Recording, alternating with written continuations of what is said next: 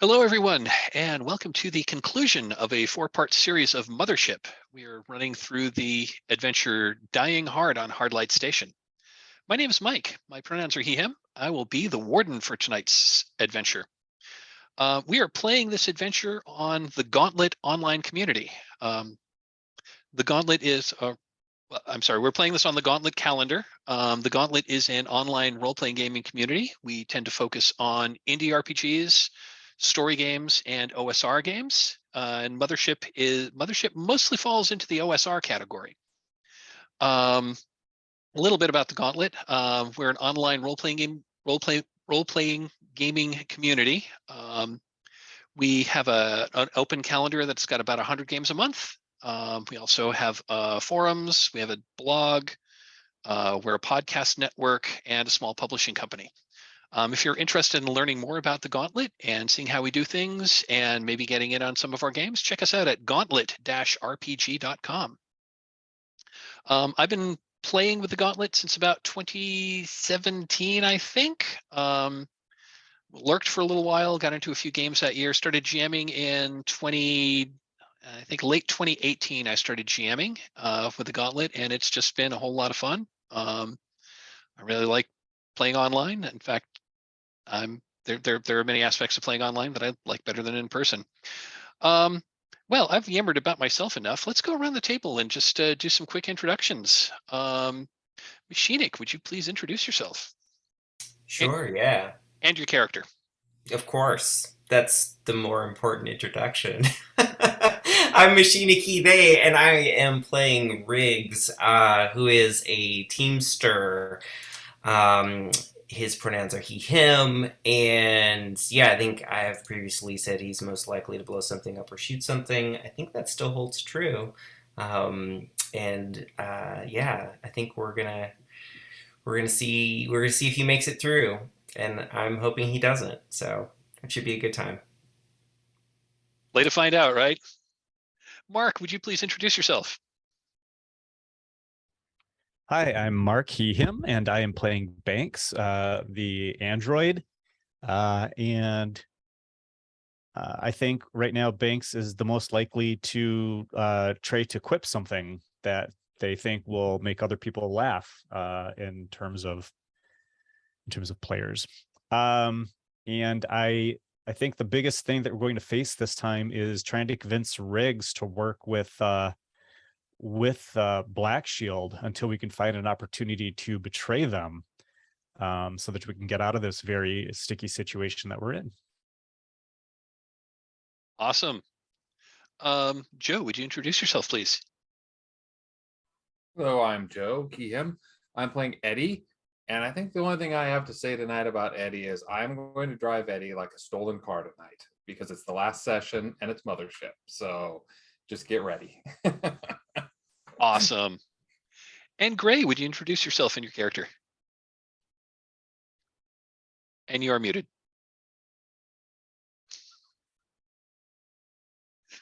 I'm sure it has nothing to do with the Linux stuff. Is that better? Yes.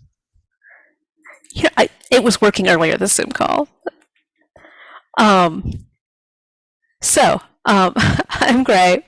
My pronouns are they, them, and I'm playing Olga, who is a scientist, who, sort of puts on this persona like she doesn't really like people and she'd rather be scraping muck off of a moon somewhere than going to a party. But, we've seen her actually, take care of people recently, so maybe it's all an act. Awesome. Okay. I just want to mention this is our fourth session that we've played. We do have a set of safety tools. I'm just going to briefly mention. We are playing with a layered set of 3 safety tools. We've got open door running, which means any of us are free to come and go as we please. Any of us can call a break at any time. And anyone is free to decide this game isn't for them and to resign. We are also running with lines and veils. With lines and veils, we've established a number of subject matters that we just don't necessarily want to engage with. or want to engage with under very limited circumstances. If a subject is lined, it's not going to appear in the game at all. If a subject is veiled, we can acknowledge that that sort of thing may happen. We may hear, we may see signs or hear rumors that it has happened. We may hear reports that it has happened, but it won't happen on camera, and it won't happen to the player characters. We have a third category called Ask First, which indicates a subject that may or may not be okay to deal with depending on circumstances. If we're going to introduce that sort of thing, we'll pause the game, have a quick out of game chat to put some parameters around it to make sure it's okay to proceed. And finally, we are using a reactive tool called the X card. Invoking the X, you invoke the X, please invoke the X card anytime anything happens in the game that is making you uncomfortable. That can be things that are happening in the game. That can be things happening like among the players in the meta, or just like other players. You can use the X cards to address like other player behavior at the table as well. I do like to underline if you have let something slide that you didn't really like, but you didn't think it was that big a deal, and it happened again. Thank you, caller ID. That said spam risk. If you let something slide that you didn't like and it happens again, it is absolutely okay to invoke the X card on something that we've already seen, because you don't want to deal with it anymore. Also, if you think that if you think the game is starting to head toward a line or a veil, please X card. Sometimes we take our eyes off that ball, and in the enthusiasm of the moment, we sometimes forget that there's a little flag on that landmine that we're not supposed to step on. So if you see us making a step toward that, please X card. That is our safety tools in a nutshell. Anyone have any questions? If we have any viewers that are viewing episode 4 before the others, I do go into much more detailed on safety tools in the first episode, so you can hop back up and watch that if you're interested. Okay, let's recap the situation. So our spacers are on Hardlight Station, which is run by the Nakatomi Corporation. It is a small but successful commercial station in the Epsilon Eridani system, 2 jumps from Earth. Your ship had some mechanical issues and put in at the nearest station, and your ship was undergoing repairs. And it happened to be Christmas time. So you were taking part in the station's big Christmas party at their actually it's a pretty spectacular atrium. It's got this glass geodesic dome, so you can look out into space and see the star, and you get a pretty good view of the mostly uninhabitable planet that your space station is orbiting. But while you were enjoying this festivity, there was a loud explosion, and there was a loud explosion, and another ship basically shot its way into the docking bay, and heavily armed space marines were started coming aboard the ship. They quickly identified themselves as members of the Black Shield Company. Black Shield is a notorious mercenary company that are very well armed. They're very good at what they do, and they sell themselves to the highest bidder, and the bidding on that is high. You ran, you tried to take cover, gather equipment, and back in the residential area where you were staying in some rented quarters aboard the ship or aboard the station. You then decided to try to sneak past Black Shield by crawling through the air ducts, because you were able to hack into the system and get schematics of the station and realize that there's a big freight elevator that goes from engineering up past the Health Tech Corp, which is probably the biggest company that has a facility on this station, past the med bay, and then up into the docking area. So you're going to try to get to engineering to get to the freight elevator and take the freight elevator up. You got to engineering and encountered a Black Shield soldier holding an engineer at gunpoint. who was trying to get the engineer to undo the safety locks on one of the experimental I'm sorry, one of the sealed laboratories at Health Tech, and the engineer claimed that he wasn't able to do that from there, but before things got too violent, you decided to get violent, and you took out the guard from surprise, but by surprise, because he didn't know you were there. However, there was some chatter. The commander was sending some more Marines down because they were on a timetable to get that laboratory open, to get the specimens that they were looking for. So you had a firefight in the hall outside, which you smoked those Marines. That was like some really great dice rolls later, and also the GM not being fully familiar with the system, and those Marines being way less tough than they should have been. But yeah, you got those Marines. You were able to salvage some equipment from them, i.e., some weapons and armor. In the firefight, the engineer that you were defending went through a doorway into basically the environmental control room, from which there were no other exits. You went in there to check up on him, and he was dead. The funny thing was, Olga had detected on her bioscanner that there was a second life form in there, which you had just assumed was another engineer that had also taken shelter in there. But when you checked the scan a second time, there was only one life form, which was moving rapidly away from the environmental area, which is weird because there were no doors out of there. You then went in to check it out, and the engineer was dead, covered with some kind of like crimson slime. Yeah, that ain't good. You then got to the elevator. You attempted to bring the elevator up past Health Tech, up past Med Bay to the docking area, but the elevator got stuck somehow. Wouldn't proceed further. You were able to get it to override the safety controls, bring it back down to the Med Bay area. And as you were trying to exit the elevator, there was something on the roof of the elevator which broke its way in, and there were these weird kind of half slime, half something else, like gooey monsters, for lack of a better term, that attacked you. You sent one down the elevator shaft, but had to fight the other one. And in the course of fighting it, you realize that one, this thing has like tentacles with claws on the end that are razor sharp. Two, these things can like belch a shower of this crimson goo. Banks got showered in that, and this stuff like bonds with flesh and also synth flesh, and starts to like eat its way in.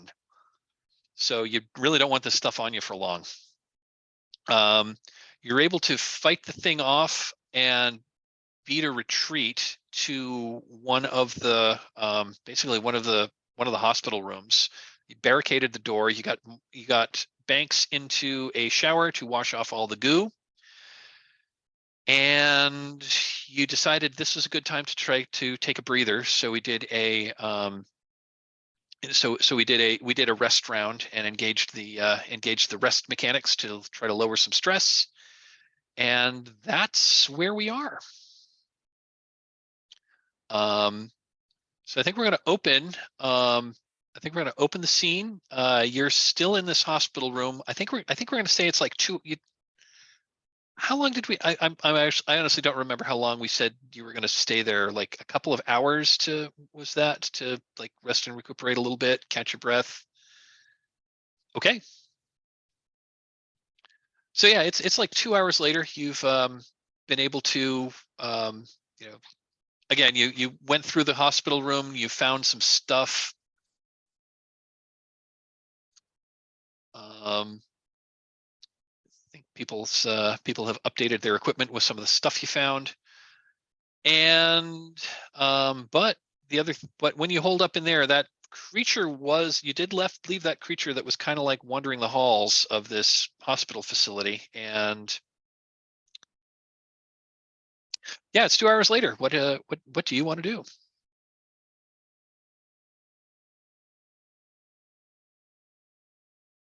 And So if I Riggs put remember it. correctly, oh, sorry. If No, I no, remember go. correctly, we had a couple thoughts. One was, we have the, is it, did you, I'm sorry, is it, it's Blackpool, Blackstone, Black Shield. Black Shield. Sorry. The calm, and I think Eddie had suggested, maybe we contact them, because at this point, they're the lesser of the two evils, maybe. I also seem to remember that we did find and acquire one of those like hospital oxygen tanks. So if we kind of wanted to do a Jaws end of the Jaws movie thing with the creature, we could because it didn't seem like, if I remember correctly, and maybe I'm wrong, I didn't think our shooting it was having tons of effect on it, but maybe it was. We just weren't. But figuring maybe fire and boom would be effective. So I think I will just say, from a game mechanics perspective, your weapons were effective. These Okay. monsters are just kind of tough. And I think you only had a couple of people that were shooting at it, and these things have alien physiology, and I think Olga hit one with a trank gun, but it didn't seem to do any effect. Well, that must be what I'm remembering. Didn't have any effect on it. So I think, if I remember correctly, Eddie was suggesting, why don't we just call these guys, there, but Riggs has some history, if I remember correctly. So Eddie, man, you know how I feel about these guys. You know what they did to my cousin. man, I I can't do. stomach them.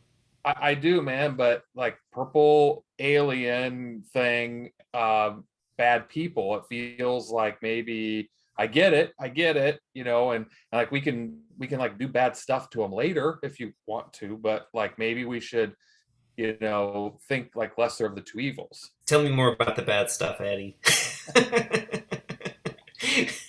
I mean, I know you're rim wise. What do you?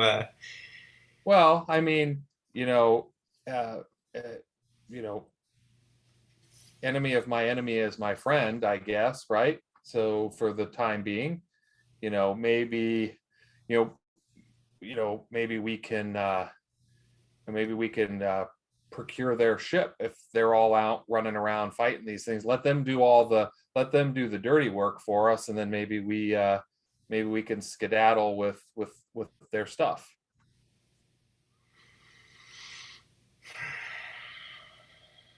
Because I think our ship still has a hole inside of it, if I remember correctly. So Yeah, we're not getting off with the Argyle. I mean, I think that's true. I don't know. Briggs, we would only work with them until the optimal opportunity to betray them. How do we know they won't betray us first? Well, we betray them right away. Now we'll find a good opportunity to betray them, but yeah, that is something we have to be concerned about. You're right, Olga. Yeah. I am worried about that as well. But Banks, I think that logic is hard to argue with. We just have to be first to betray. So I've been kind of listening to and Mike, correct me if I'm wrong in what I remember, but I've been listening, I kind of off and on to the thing, and I think they're still trying, even with all this stuff going on, I think they're still trying to get what they came here for. you know, what if we tried to get it first, and then we'd have a Then we have a bargaining. bargaining chip. What could possibly be in Lab 7 that's so great? So I'm going to say that, so you've been monitoring their comms, and so I'm blanking on the NPC's name. Hold on a moment. Hana Gruba. Yeah, Gruber. Yeah, Captain Gruber has been, her patience has been growing thin with her tech team that's trying to get into Medbay 7. At the same time, you're hearing some chatter of some other. You're hearing chatter that there is a pocket of resistance that near the security and administration area. It sounds like it sounds like maybe starting about 25 minutes ago. It looks like the station security has rallied and maybe acquired, seems to have somehow acquired like heavier firepower, and they are holding their own pretty well against Black Shield. And then you got then you did hear one shout of like one of the Black Shield people who identified themselves as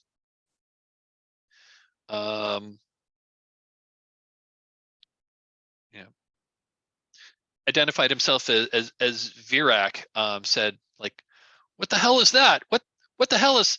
Oh man, that's wrong. That's wrong. What is this shit? What is it?" And then then this guy, and so some of the other people are trying to contact him.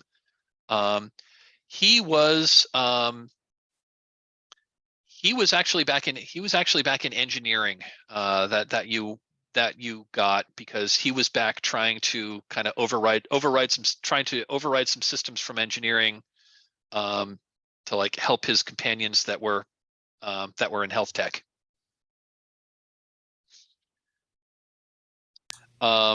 This and ever since that, Gruber seems to be, you can tell that Gruber actually seems to be a little worried. At least you can get that. She seems to have lost a bit of her composure, because one, they're not getting what they wanted, and two, this is not going anywhere near as smoothly as she thought it was going to. And they were trying to get to Med Bay 7, right? So we're in Med Bay, right? They were trying to get into Health Tech Lab 7. You're in Med Bay. Now, Med Bay is a hospital which is run by the Health Tech Corporation, but the Health Tech Corp, that's their like research and development area. Because we're in a hyper-capitalist, we're in a hyper-capitalist dystopia, so of course the hospitals are run by a for-profit corporation. Right. What an imaginary world you're describing. I know. Eddie, I like this idea of leverage. I think that having some kind of leverage would make me feel better about even approaching Black Shield at all.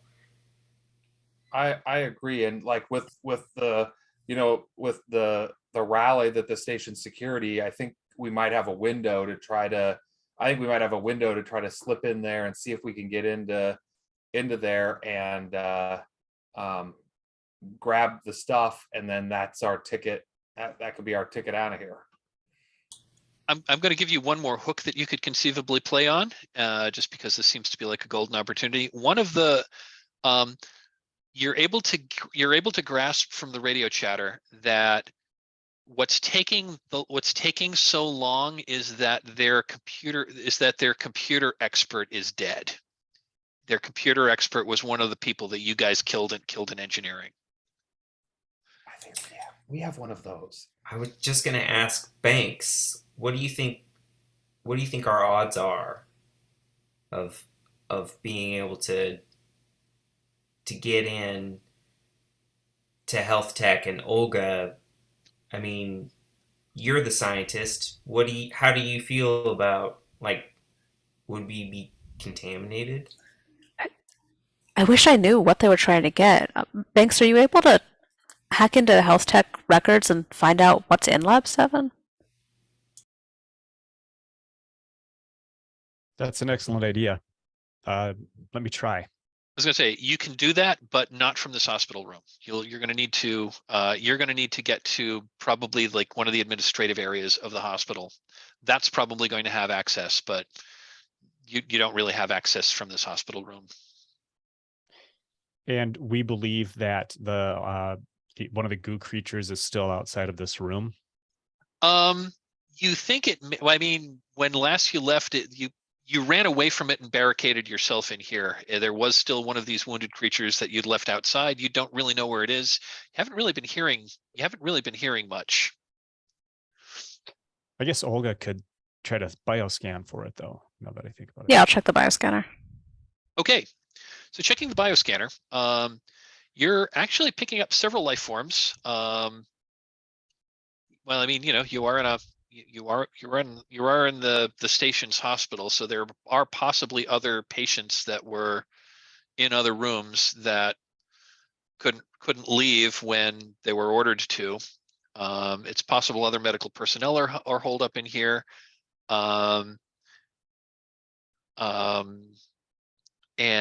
Yeah, so I'm trying to think. That bioscanner, it doesn't have a super long range, but you can see within like, I'm going to say you can see within like 50 feet of you that there's, I would say that you're picking up 6 other life forms. None of them really seem to be moving very much.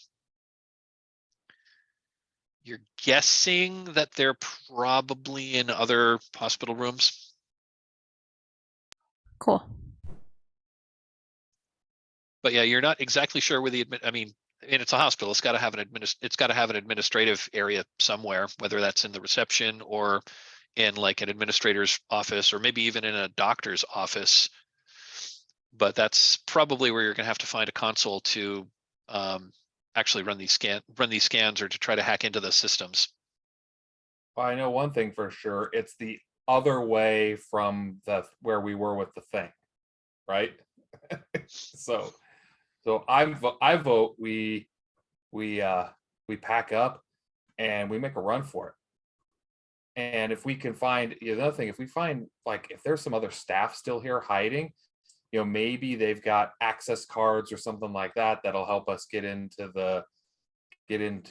wherever we want to go. So we should keep our eyes out along the way for any staff that are hiding or whatever, and that might aid us in getting into whatever we need to get into.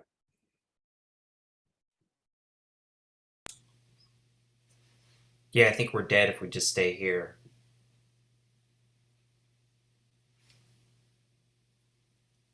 Do we...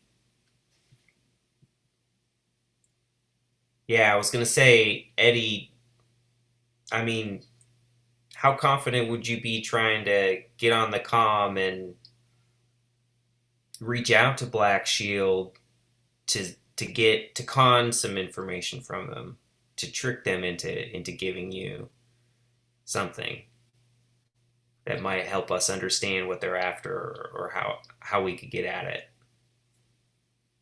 Yeah, I can do that.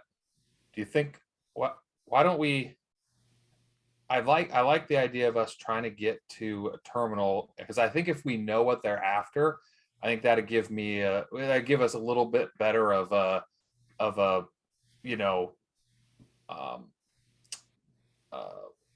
kind of a lever in talking to them, because we might be able to depending on what it is, we might be able to we might be able to make them think that we have it even if we don't have it, right? Right. So we got, if it's like, hey, it's a canister of some sort, maybe we could rig something up to make them think we have it without having to worry about getting it.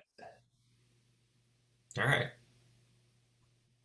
I'm thinking we take a little peeky outside, and then I think we boot scoot because I think if I remember correctly, we were on the elevator, and then the thing came out and it chased us essentially further into the medical facilities. So it feels like if we kind of like and we just ducked into one of the rooms.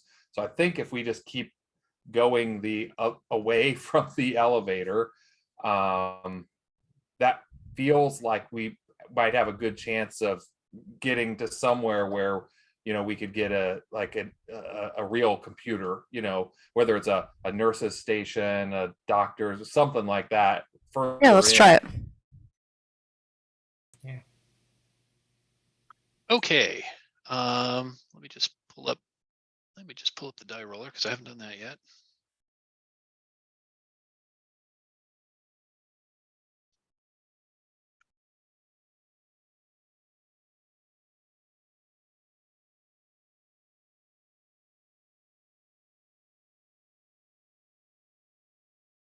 Okay. So, you open the door and you look out in the hallway, and yeah, there you can see that there was kind of a slime trail that does go past, that like basically goes past you, but it doesn't seem to come back. So it looks like looks like the creature that you fought went down the corridor in the direction you wanted to go. Like away from the elevators. I am going to also say that when you open up the door to take a peek out, there's another door across the hallway, like across and like one down. That as soon as you like open the door to like take a peek out, it closes. It looks like that one was also ajar. So you think that there was someone in that room that was also opened the door to peek out, and when they saw your door open, they quickly closed theirs.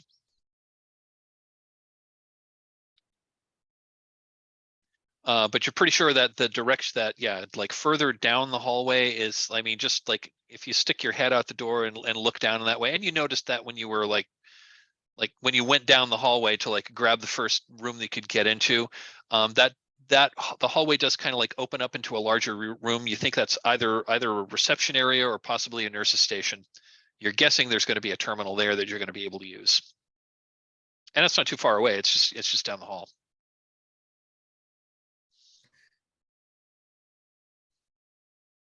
I say we go for it. Yeah. Yeah, let's do it. Okay. So yeah, so you head down. So you head down to the. You head down, and yeah, it's pretty much. Yeah, this looks like it's. It looks like it's kind of like a. I mean, it's like to use a modern hospital analogy. Yeah, it's basically it's like a nurse's station. Like there is a computer terminal there. There's a. There's a bank behind it that seems to have like some more medical supplies. But it also looks like there had been a firefight here, because there's like bullet holes on things. The terminal seems to still be okay, but the drug cabinet behind it seems to have been shot up, and someone has taken off most of the medical. Someone has like grabbed most of the medical supplies. There's some blood on the floor, but there's no body. You see like wrappings from like bandage, like the wrappings of bandages. But there is a terminal here. The slime trail, by the way, goes past here and further down the hall. So Banks, why don't you get on that terminal and maybe I'll kind of go a little bit further down, just a little bit further down the way that thing's going, and just to kind of so I can like keep watch. I keep watch a little bit. So maybe go. So if that went further down the hallway, I think maybe I'll just go just a little bit further so I can see, so we could see, give ourselves a little bit of advanced warning if something comes back. Yeah. Okay, so you're gonna skip. So are you going alone or someone coming with you? Are we still in like a hallway? Are there multiple? So I think So this room is so it's kind of a nurse station. There's this corridor, and I'm thinking it's basically it's like a crossroads of like two. There's like it's like an intersection of two corridors, but it's like it opens up in a room. So there's you can continue going. You can continue going in the direction you were going, and that's going to basically go to the main reception area, and then back out into the concourse. And then there's two more. Corridors that go off. At right angles to the corridor that you're originally in. One looks like just standing here looking down. Oh, and like looking at the signs. One of the corridors basically goes to like doctors' offices, and the other is more of a like doctor's office, and also there's a and there's like an operating room, and then the other one goes down to looks like more just hospital rooms.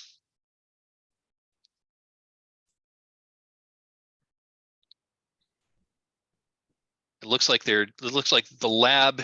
It looks like this isn't where they do like lab work. They probably send that down to the main health tech facility to do the actual laboratory work. But this is this is where they actually perform. This is these are like there's like an operating room, like one for major surgery, like one for minor surgery, like maybe a couple for minor surgery. There's a couple of offices for like where doctors will consult with patients and like have have access to their records. That's down one corridor. Down the other corridors looks like just more hospital rooms. Both of those corridors seem to pretty much dead end. And only one corridor has sign of the goo. Is that correct? Yes, it's the corridor that goes down. Yeah, the corridor that looks like the goo trail. I'm actually going to retcon what I said. It goes down the other corridor that seems to have more. That seems to have like more hospital rooms. And I'm just going to tell you because I'm going to say, well, let's jump back to Banks. Let's jump back to Banks at the terminal because these are happening simultaneously. Okay, and Gray had something too that they were going to add. That's true. I was just going to say that Olga's going to keep an eye on the bioscanner to give everyone a heads up if anyone comes our way.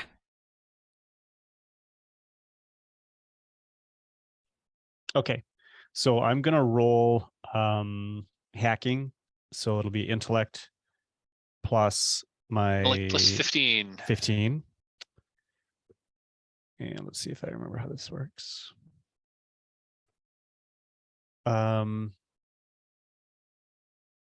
Okay, here we go. Woohoo! That's yeah. That so basically you're trying to access records. I'm going to say that's a 3. Yeah, that's really good. I am going to say you're able to retrieve like go ahead and give us a scene. What does it look like when Banks is like accessing this? Like what do the viewers at home see?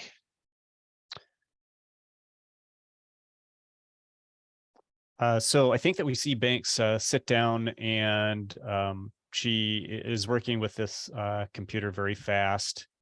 And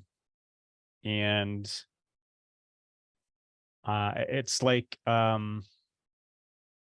is this Mike, is this kind of like Alien in the sense of like that old technology, the retro future? I'm kind of thinking it's Mothership. I'm kind of thinking retro future. That's why I've got like that's why my background here is like here is the Nostromo from Alien. So nice. I'm thinking 70s sci-fi. So it's this monochrome display, and you see Banks drilling down into information until they get to that lab 7. That's what we're curious about specifically. So you can see that she's running something that inquires contents of lab 7, and then it asks for a it says access denied password. And so you can see that she's thinking this is where eyes start to like move very strangely. And then she starts entering passwords very quickly. Doesn't get locked out for some reason. It is hackerific. Thanks, Joe. And then the information comes up, and she looks at it and says, I think you'd better look at this, to Olga, who is nearby. So you say, I think you better look at this. I think we're going to go back to, I am going to go back to Eddie, like scouting about what Riggs, what are you doing during this? I don't want to skip over you too much if you've got stuff you want to do here. No, Riggs is just with the submachine gun out, actually keeping an eye on from where we came because of that door. So he's near Banks and Olga, but keeping an eye on the other direction. I believe opposite of what Eddie is looking at. Got it. So Eddie, yeah, you're looking, you're cautiously like looking down this other corridor because that's the direction the slime trail went, and you now it's.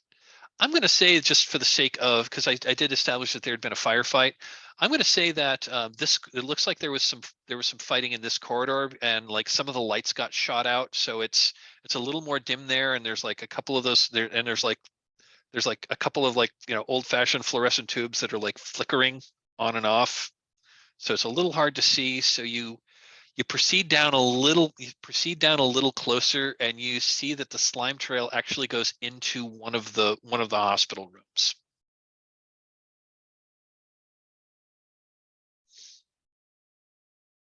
What do you do? The door is ajar.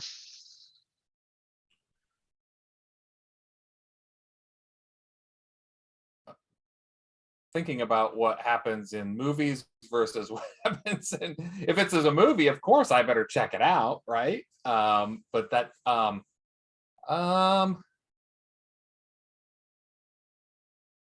yeah, I want to kind of I kind of want to peek around and just try to peek in there, and he's got his pistol out, and he's kind of he wants to just kind of peek through the best he can to see if he can get a sense of Okay, so you're trying to be surreptitious about it.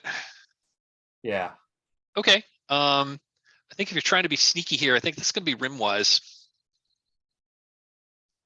So why don't we get a rim-wise check? And I think that's are you being clever about it, or you're trying to be quick about it? Basically, which stat are you going to be rolling on? I mean, they're only I mean, I'm looking at either speed or intellect probably, and they're only 3 apart. Yeah, I think he's probably trying to be more clever about it, right? He's trying to just really not nonchalantly get a look. I don't think he's going to be too speedy, because he doesn't want to, even though that's better stat. But we'll say he's being clever. Okay, so that's going to be an intellect roll, and 48. you can use rim-wise on this. So that's going to be 48. It's the number you are shooting for.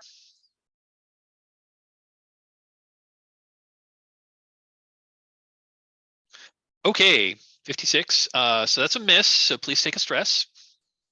That is a mechanic I wasn't using last time, and now I know to. You are, however, within 10. So if you would like to spend another stress to turn that into a partial success, you may. And I do. Okay. So take a second stress.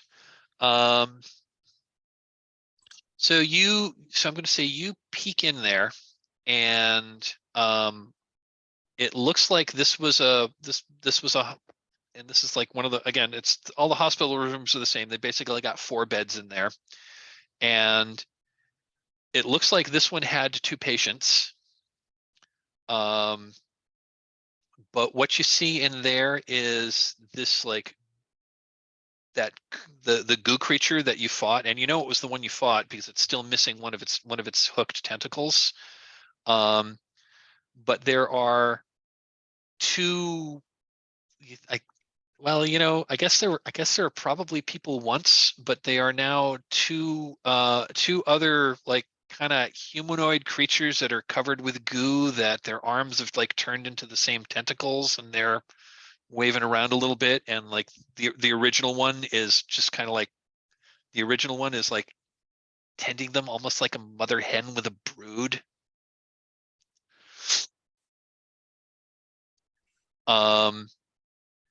And let's see, and the complication is, what is the complication going to be here? Because it's an extra stress and there's going to be a complication. Okay, I think the complication is from the other from behind you, you hear a voice whisper, "Mister, be careful. What are they?" And at that, the like the creature that was like over that was like, you know, the creature that you fought before, like its head and its tentacles like pop up, and it's like sending its tentacles around. It doesn't seem to see you yet, but it knows there's something out there. Meanwhile, Banks. So yeah, so yeah, you're able to access this file of what the experiment was going on in lab 7. So according to this file that you found, a health tech research vessel had been sent to a planet and in a nearby system, Tau Sigma 7. Because initial planetary surveys indicated, one, this planet had very valuable minerals, so a mining survey had been done, and two, that those miners had encountered what appeared to be ruins of like alien ruins. So a science team had gone there to check out the alien ruins, and from what you can tell, what they found was bad. Records are a little scarce, but this scientific survey team on Tau Sigma 7 were attacked by some kind of alien monsters. Several were killed, and the ones that weren't killed were all injured by these creatures that were covered by this like crimson goo. And as they were brought back, this goo seemed to be some kind of contagion that was infecting them and was like changing their very DNA structure. They were quickly brought back to the nearest high facility hospital, which was this very station. And the doctor in charge, who is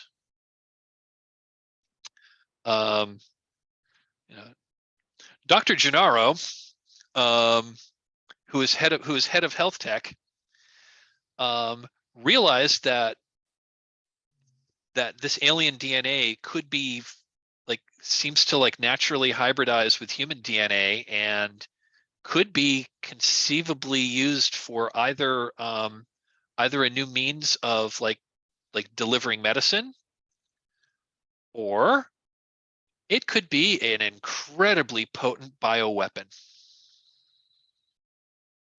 And so they've been doing experiments on meshing this crimson goo with this crimson alien substance with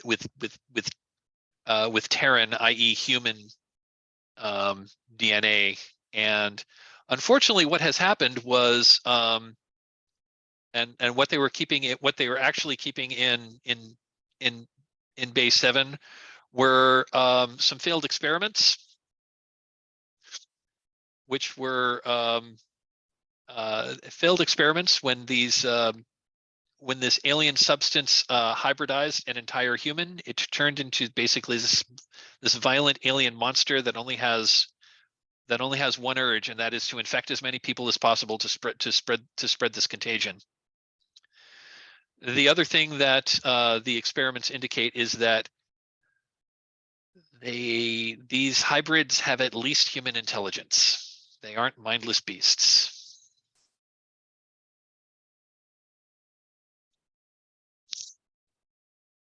So that's what was in that was what was in Medbay 7, and yeah. So it looks like basically bioweapons research. That seems to be what Black Shield is after. Shoot, I was hoping they were making toys for all the children. So, Well, shit, Olga says, leaning over Banks' shoulder. That is not good.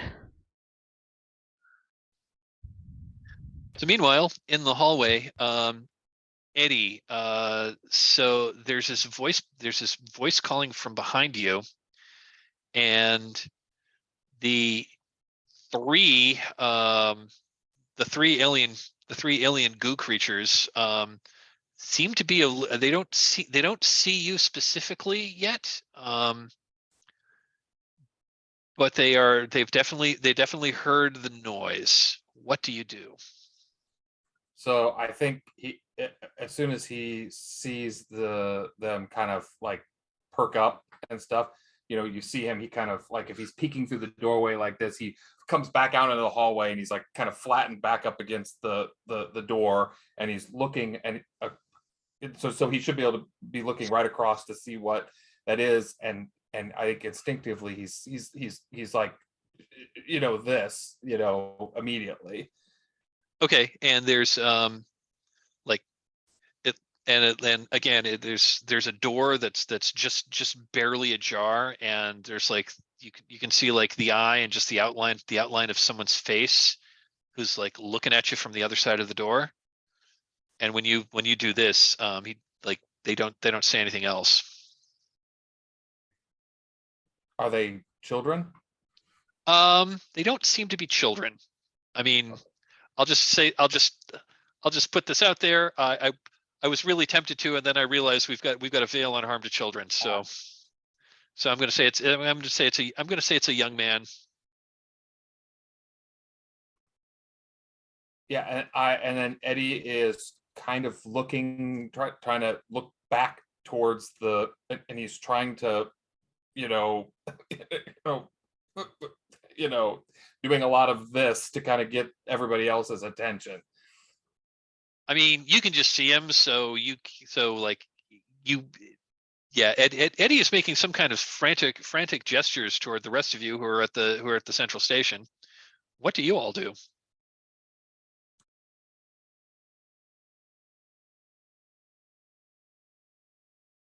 Banks is still like enthralled by the screen and trying to like scroll through some more stuff to see if Olga can like parse some of this more technical exobiology stuff that's in the file. Yeah, that's a good idea.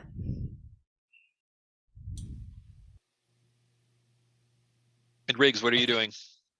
Well, I was gonna say, I think this is a moment where you see the camera on Riggs, who is absolutely trained in the other direction, all of his attention and focus, while Eddie is making this gesture. And so there's a moment of suspense, like, is Riggs ever going to notice? Maybe Eddie is starting to sweat, but I look over my shoulder actually to Olga and Banks, and when I do that, I catch Eddie's gesture, and I do this to Olga and Banks and point at Eddie, and I start to quietly move my attention and myself to Eddie's direction.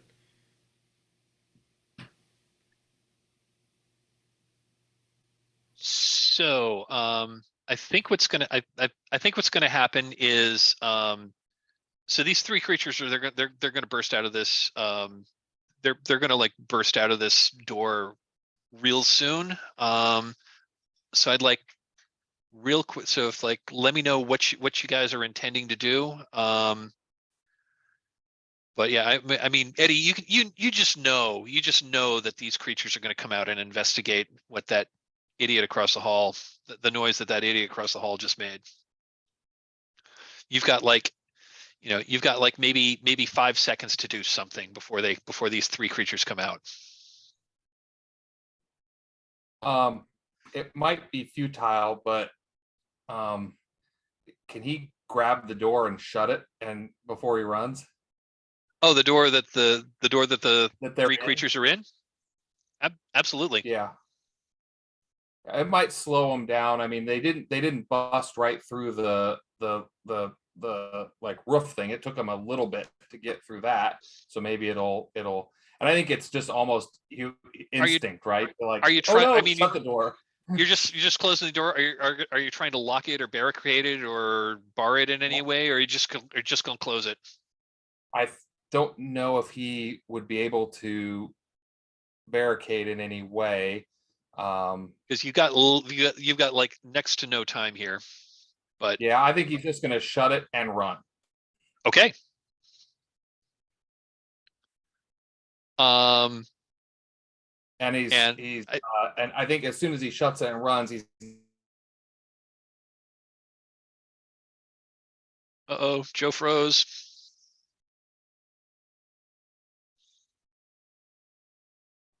It's the fear. It got to him. Failed panic check. I mean, I feel like we get a pretty clear image of Eddie. Am I back? Yeah, you're coming back. You're about to make it. We got a snippet of audio. There you are. There we go. Yay. Right. Awesome. I actually have a second internet connection because we have issues with that. So I was like quickly to the other one. And so what I was saying is I think since I'm no longer worried about being stealthy, since I'm slamming the door and running, and I'm running back towards them, I'm like, fucking hey, there's 3 of them now. and Which, by the way, Banks which Banks is fascinating because that meshes with what you just read.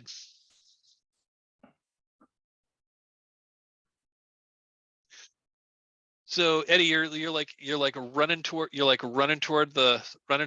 3 companions, and I think you get to where they are when that door just clicks and opens, and 3 more of these creatures enter the corridor and start heading down. So they're down one way. So they're down one way. The way out is basically they're to the.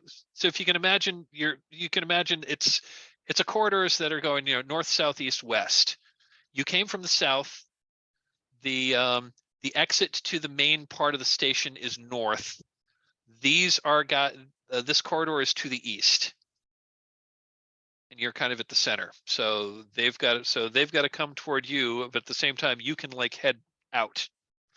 You don't have to go past them to get out of here. Or alternatively, you could head back the other way and go back toward the elevator shaft.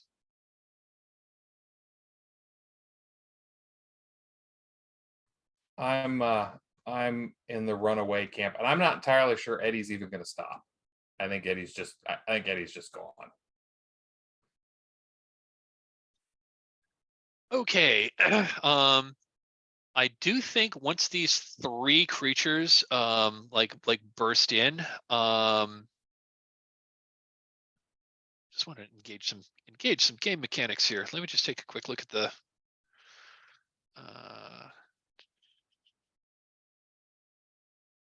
make sure I know the difference between a fear save and a panic check.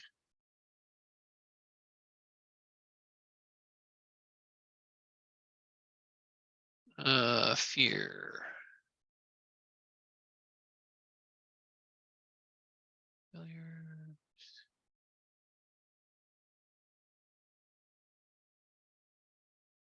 You know, I think when 3 of these creatures burst out of there and come like, you know, like, and I take that back. They don't burst out of the door. Like the door just like the doorknob just turns and opens. And these 3 creatures come out and start advancing toward you. I think that's going to trigger a panic check for everybody. Yeah, I think the fact that they opened the door is actually scarier and creepier than busting through it. Exactly.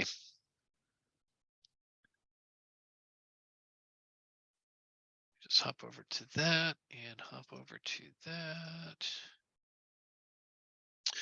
So yeah, let's I'll just call people to like just roll a panic check. So that's going to be rolling a d20. I'm going to go. Let's go in character keeper order. So Banks, would you roll a d20? You want to roll over your current stress. You rolled over your current stress. Okay, you're good. Eddie, please make a panic check. You need to roll over your current stress. That's a success. Olga, same question. Yep. And Riggs. Okay, everyone, nobody panics.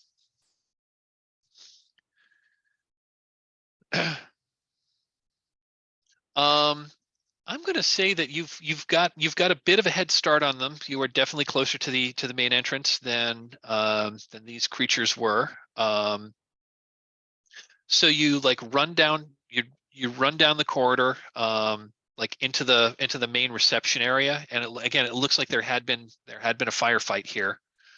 You just see, you know, there's like shell casings and there's bullet holes. There's some blood on the ground. No bodies. But you go through the main entrance. And I'm just going to say for the sake of cinematic effects, this is a pretty cool looking hospital. It had like nice, you know, it had like nice like glass. It had a lot of glass, like floor to ceiling glass, so you could like see in and see how nice this reception area was in. And of course, when you have a firefight near like giant windows, yeah, you could close and bar the door, but whatever's in there can just go through like the big holes in the glass that aren't there anymore.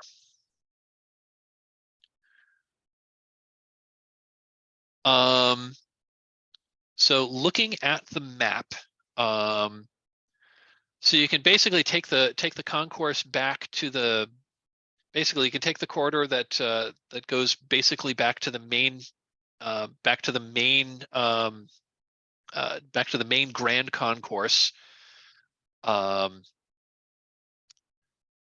If you turn right there, that'll bring you back toward the security administration area, which is again where at least like, you know, 15-20 minutes ago, it sounded like station security was rallying and was seemed to be they seem to be rallying and engaging with Black Shield.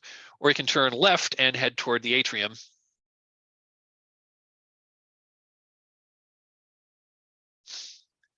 What is your plan? As we're running, which way do we see Eddie turn? He's ahead of us. Oh, and running in that direction, you are hearing the sound, and you're basically like running away from medbay at this point. You are running toward the sound of gunfire.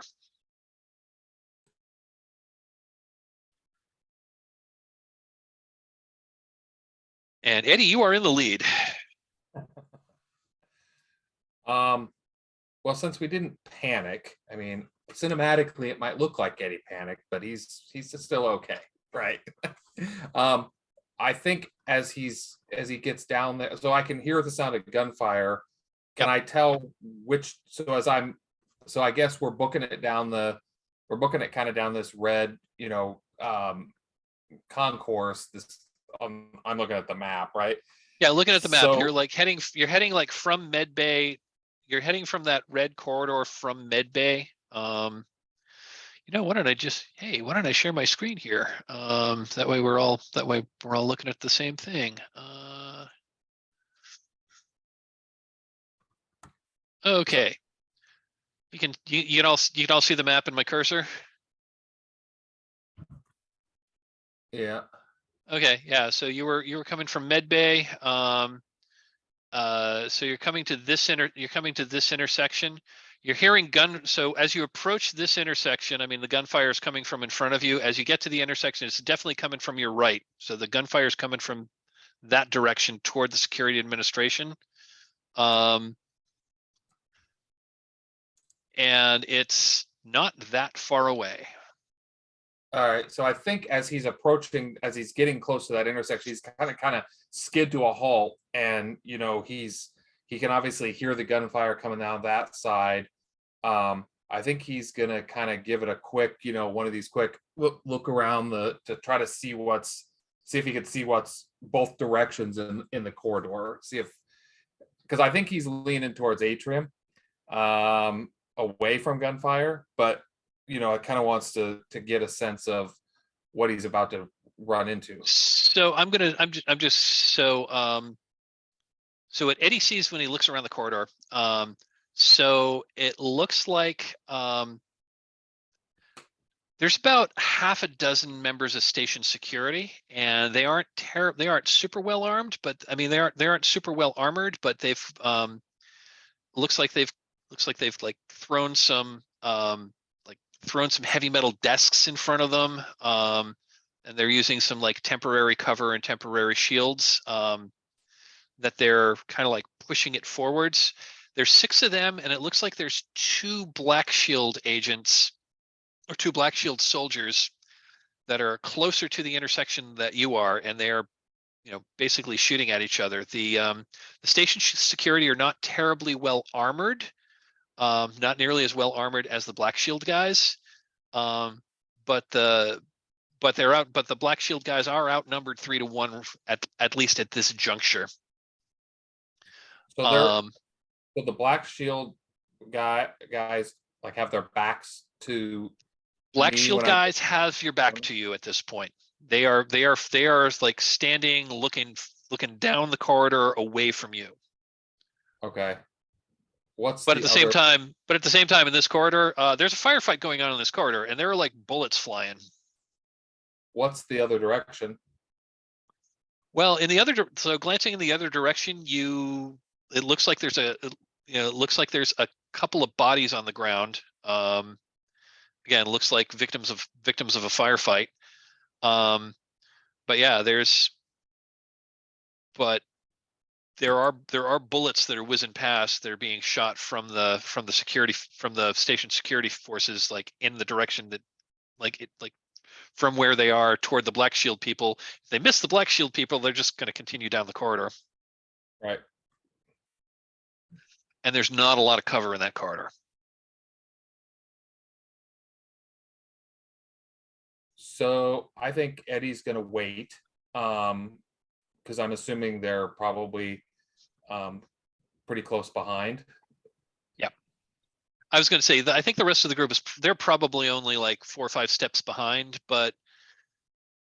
and the creatures aren't that far behind you. I forgot about the creatures. I was gonna say we should just jump the Black Shield guys and then maybe join forces with station security. But is there anything in this court? Is it just so the corridor we're in?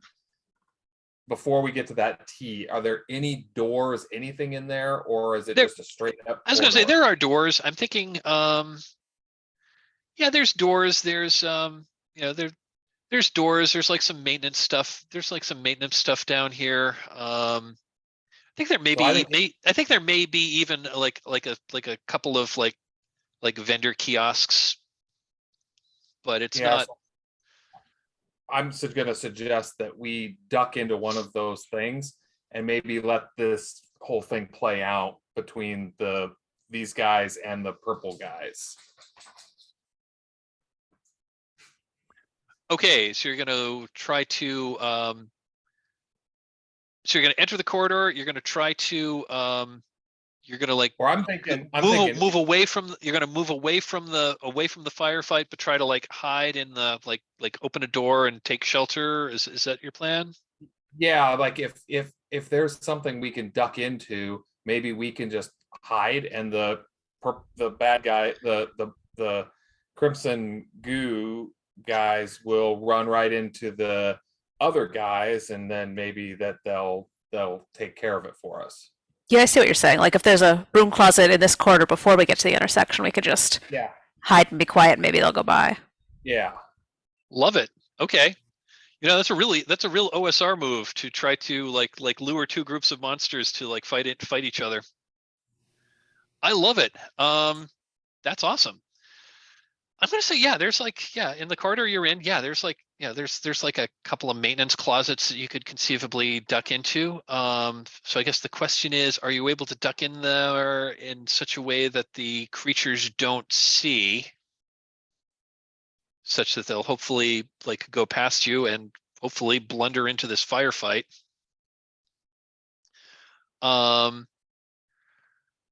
So I guess that's gonna be.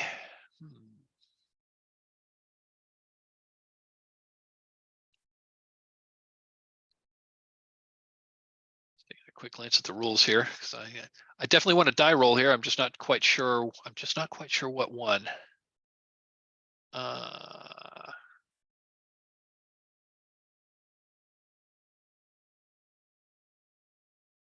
Sorry, this is me not being super familiar with rules I'm as wondering yet. if like given the kind of what we've described, if this is sort of kind of like a rimwise thing, right? Like a sort of a streetwise sort of move to, and maybe, with speed, to kind of hustle quick, everyone in here, right? Sort of move maybe. Yeah, I think I think this is gonna be like one roll for the group. Does that sound good, or do folks want to like roll individually? I think one roll for the group is probably the best way to do it. And if Eddie's leading, and I'm going to say that since you got like, I'm going to say that since you got four heads here, like that are all kind of like working together. I'm going to say if you want to do if Eddie's leading, I'll let you roll with it. If everyone like so let's have everyone like add a little something to the scene about how you're trying to like find some place for everyone to hide, and then Eddie, you can roll for advantage. You can roll with advantage on this. So I'll let you like do some world building and like set the scene here. Riggs, how are you helping the group to find a place to hide? Yeah, I think. Well, I think at this point Eddie's kind of like leading us, like he's nodding, he's gesturing, he's giving us the plan very quickly, and so I try to lighten his load a little bit. You know, I say, give me the extinguisher and try and slide my way around where I think he's going. Sorry, I don't really like know what I'm doing.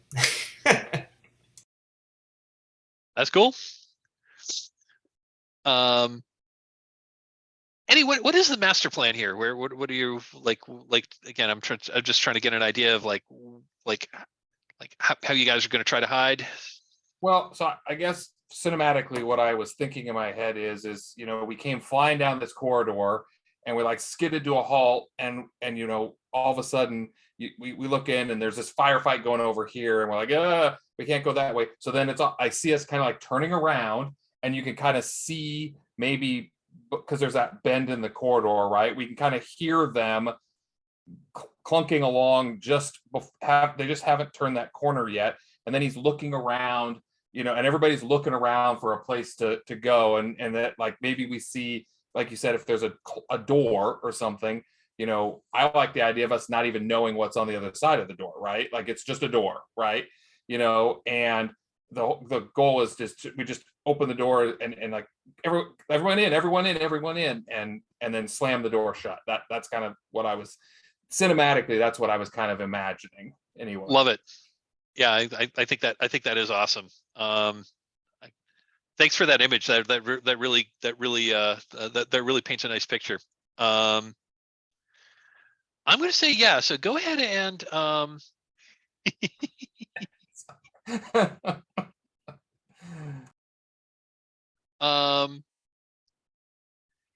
yeah. So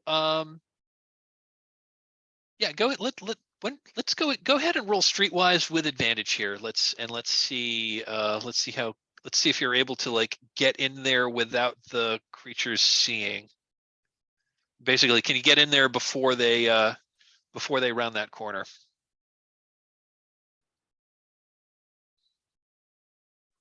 all right, let's see.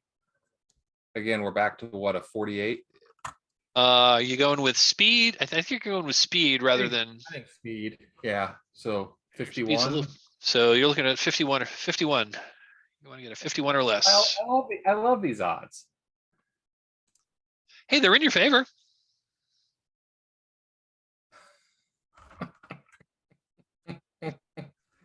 Sorry, guys.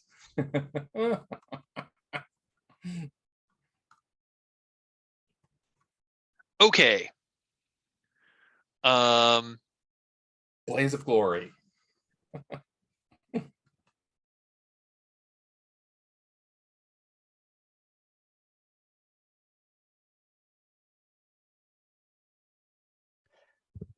Following along with what Joe had suggested, we don't know what the room is. We were thinking maintenance closet or something. So it might be interesting to, I mean, assuming we're getting into the door, we're just not doing it like as quietly as we want. I'm kind of curious what the room actually is. Yeah, that's what I'm trying to figure out. It's Med Bay 7.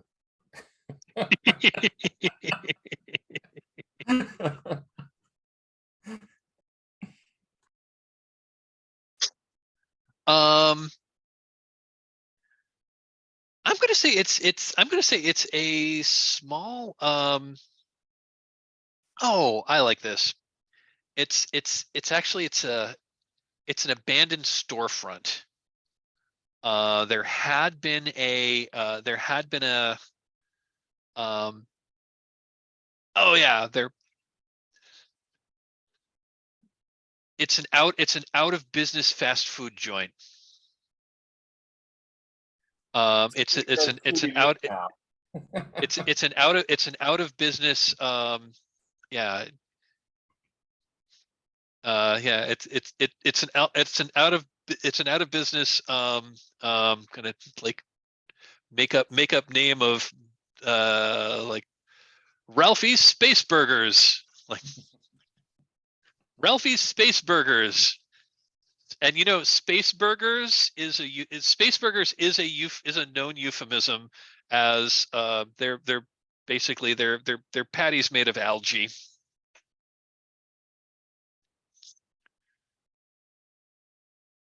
No mammals were harmed in the creation of this meat-like substance. But this place has been but yeah, I'm gonna say it's been closed for like maybe a year. So in the but yeah, spirit, it's still set up. I mean, I'm just like imagining like a 1970s McDonald's, you know, like booths and you know, booths and a counter, and there's like a kitchen area behind it. But yeah, it had some but it had like that I'm going all 70s. I'm going all 70s here. It had like, you know, like one of those like metal mesh things that had closed over it, and you were able to like quickly get it open, get inside. But just as you were closing it, that's when the two creatures turned. That's just when the two creatures turned the corner, and so they saw you like close that, and they are now approaching rapidly. You've got a brief instant. It looks like these three creatures are going to head in your direction. What are you doing? I think what we'll do here is let's figure out let's hear what you're going to say, and then I think I'm going to call a 10-minute break, and then we'll come back and conclude. Riggs shouts to Eddie, since I think we maybe voided the meager attempt to get my hands on the fire extinguisher.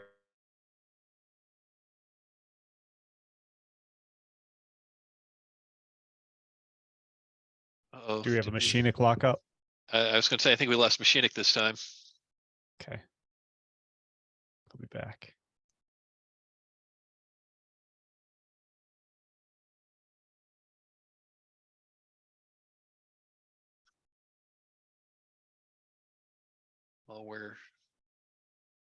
Well, I guess while we're waiting for machinic to free up, did anyone else have what do you want to do here? You've got like you got a moment to prepare before these creatures are upon you. So I know it's been. Ooh, we lost machinic. He'll be back. I know he will be. I know it's been closed for a year, but is there anything in here like large metal drums of oil, for frying foods, or that would be awesome. So sure, there's okay. I'm gonna say, they're not like metal drums, but there's some metal like 3-gallon 3-gallon cooking oil containers. Right. That's what I was. Yeah, I that's was gonna say. Yeah, there's probably a couple of those still there. You're Cool. guessing that they didn't take it because maybe this it's probably past its expiration date. Okay. But yeah, I'm gonna say you've got a couple of like 3-gallon, like 3-gallon like square tins of cooking oil. I like the idea of that there's some sort of semi-animatronic, like the what do you call like the mascot or whatever of whatever this was, and it kind of comes on as we bust in there. So, and it's just kind of doing this little thing or whatever, and I think it's the automated server, because it's only Nice. a torso. Yeah. It's only a torso. It's like bolted to the counter. That is delightfully creepy. When you said Ralphie! 70s McDonald's, I was picturing that like weird purple blob creature mascot. They still have statues up in the old McDonald's. Yeah, Grimace. Grimace. Yeah. So I would assume like we kind of like bust in there, and it's like you said, there's like booths, and then there's counter with, and I would assume that we're like, I'm just seeing us, we bust in here, we're like, and we like head back towards the counter, and as we're jumping over the counter, the thing kind of like comes on, right? Because it's like motion activated. Welcome to Ralphie's. What can I order? Welcome Yeah. to Ralphie's, home of the Algae Burger. Yeah. Have our, would you like? Can I supersize that for you? It's saying and then and I think that puts us where we would get the oil and stuff, because then we're back behind there, rummaging through everything to see what we could come up with. And so this place is mostly pretty picked over, but if you're looking for like improvised melee weapons, there's like, you could like pull up one of those like stools that's on a pedestal you could probably pull that up to make a pretty decent club. You've got some oil. I'm going to say they probably did clean out most of the useful stuff in here, but yeah, you've got some oil. If there's anything that sounds like it would be useful, we can probably, we can probably add that. So I think Olga, having read some about what's known about the physiology, is looking for anything that seems likely to be useful against them. Like, there's some a jar. There are cleaning supplies. There's some bleach. Is there like, if certain salt seems like they would react with the goo? I'm going to say sure. You know, I'm gonna say, yeah, there's some like chemical cleaner. I'm just gonna say it's like bleach. You think bleach? You don't. You think that these things, that goo was really acidic. So you think like alkaline would probably not react really well with it. Great. Yeah, so I'm gonna find the bleach and get ready to deploy it. Okay. Awesome. So I think just to add what Banks is doing before everything happens, Banks grabs one of the drums of the oil, takes it over and sets it down in front of the still pull down gate. And then off to the side, she notices that there's a piece of cardboard, and she picks it up, and on one side it says closed, and she hangs that up on the gate and then jumps back over the counter. I love it. I love it. Okay, I think we've got our scene set. Let's take a 10-minute break and come back, and then we'll have this, and then we'll have the scene. See you in 10.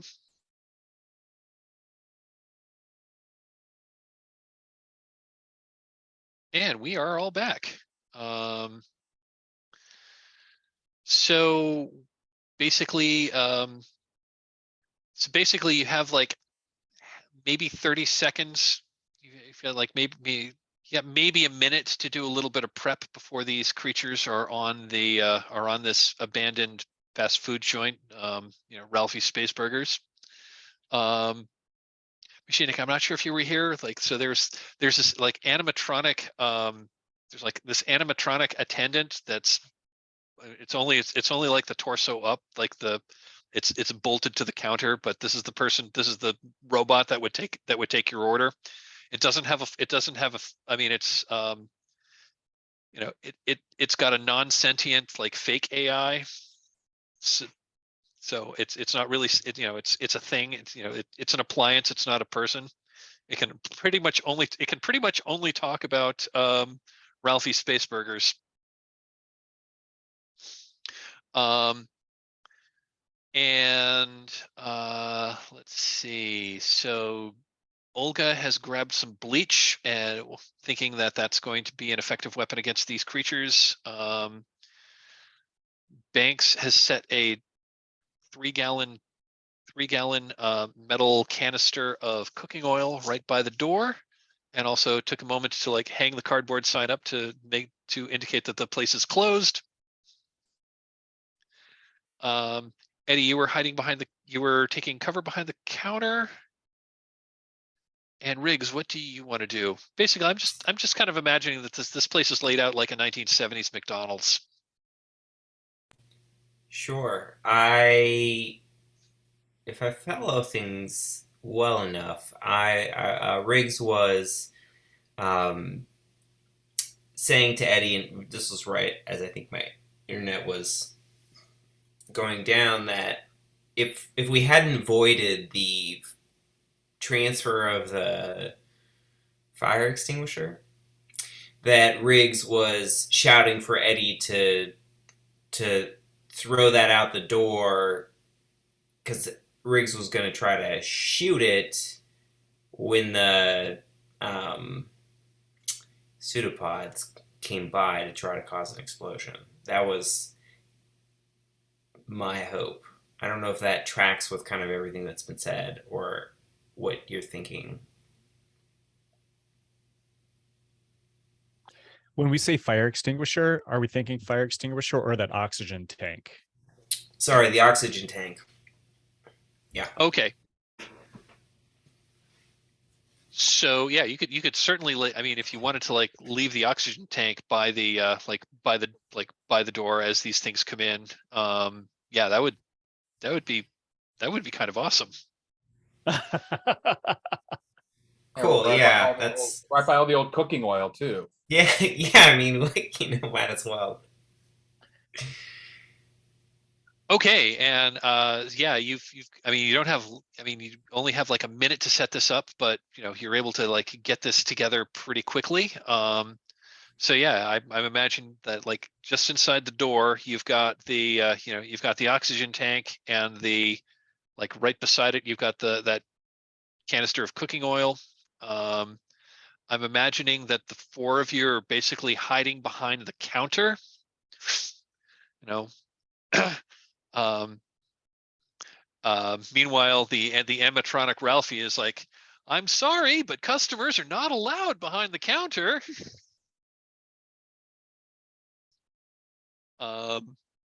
So at that point, the like looking like, so at this point, the like the creatures are there, and yeah, so these things, they're definitely, these look definitely more humanoid, to the point where it almost looks like this is like a human body that's been like been covered with goo, and most of its flesh has been replaced with this like most of its flesh has been replaced with this extremely viscous, like slimy stuff. But on its hands, it does have like now long, like chitinous claws. It's got like some antennas that are growing up out of its, like out of the head, because the face is like basically more or less completely featureless.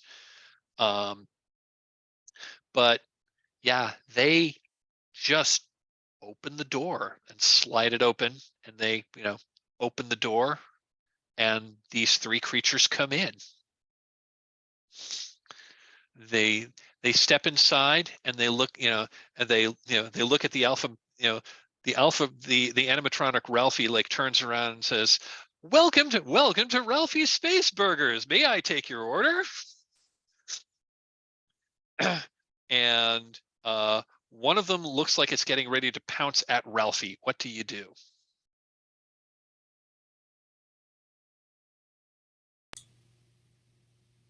I'd like to take the shot. Okay. All right. So Riggs, I am going to say this is going to be a combat roll, but I'm going to say you may, since you're definitely looking to blow some shit up, I'm going to say you can use your explosive skill here. Yes. All right. So now we have to test my maths before we test the roll. So combat, 37, and explosives. Yeah, so it's going to be 37 plus 15. Okay. All right. What is that, anyways? That's like, oh, this is so ridiculous. Carry the one. Is that 52? 52 is what I come up with. Yes. Oh my goodness. I was doing it on my hands, so don't feel bad. It's, All right. Excellent. Let's roll it.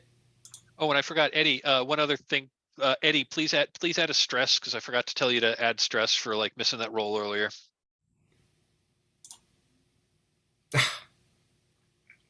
Rolled a 90. Okay. Your stress goes up. Let's see. I think there's still going to be an explosion. The way I was gonna do this is, if you'd made your success roll, I was just gonna say kaboom, and you blew these three things up. I think what's going to happen here is there's still an earth-shattering kaboom. I think you've taken out. I think your explosion just flat out takes out. I think instead it's going to just flat out take out one, and the other two are going to be injured. But we're still going to have a fight. We're still going to have a fight here. That sound good? Okay. So Riggs, why don't you tell us what that looks like? So I've told you what the result is going, what the result should look like, but what do the viewers at home see, and how do we get there? Yeah. We're all behind the counter, and just as the animatronic welcomes the three, creatures into the doorway, Riggs exhales, squeezes the trigger, and as you said, hits the oxygen tank, and it blows up, but the explosion taking out the first one um, actually also takes out more of the entryway and less the other two, right? So it explodes, but it sort of blows out kind of the back, and so you see part of the doorway flying open, and I would say now probably the Black Shield people and the security people certainly know something else is going on in this hallway, because half of an old fast food joint, doorway just blew open, so like all kinds of plaster and metal, out that way, and then because of that direction of the explosion is why only so few of the aliens were casualties, unfortunately. Got it. So, but you do blow up one, and the other two are caught in the explosion. And so the way I'm gonna say this is they've each taken one wound, so they're going to be a lot easier to kill because they've been pretty badly damaged. But they're also pretty angry, and they're also pretty angry. But at the same time, they sense there's delicious food in this fast food joint. Unfortunately, the delicious food is you four.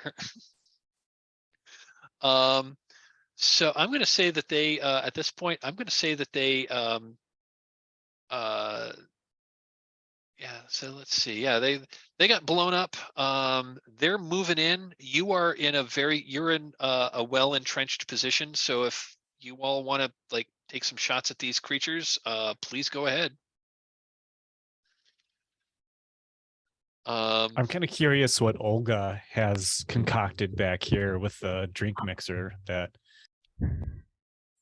Yeah, so I found some bleach cleaning solution. I'm curious if I found something longer range than the sort of squirt bottle, because otherwise I'm going to need to get uncomfortably close to these things to use it.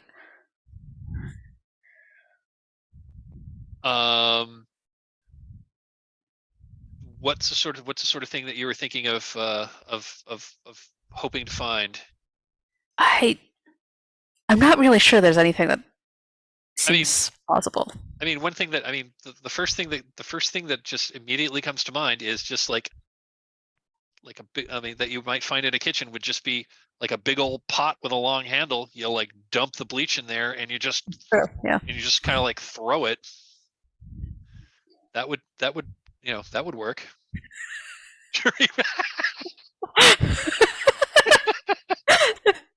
That is better. Jury rigged ketchup pump as squirt gun, it says in the chat. If you want to go with that. Yes, absolutely. That is what Olga is wielding. I love it. I love it.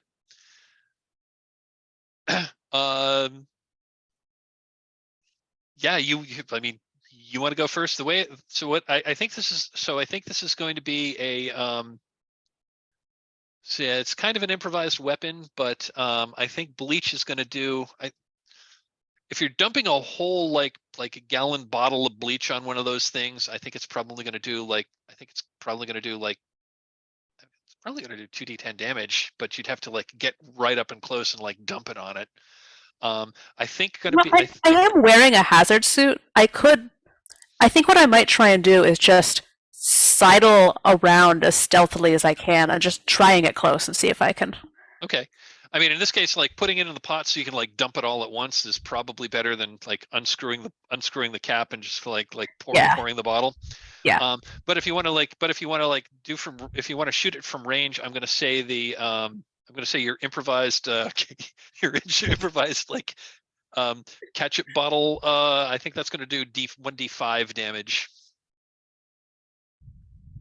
So I'm gonna leave that up to you on how you want to approach this. Olga is more of a biochem person and less of an improvised weapons person, so I think she's probably just found some container to put this bleach solution in. I love it.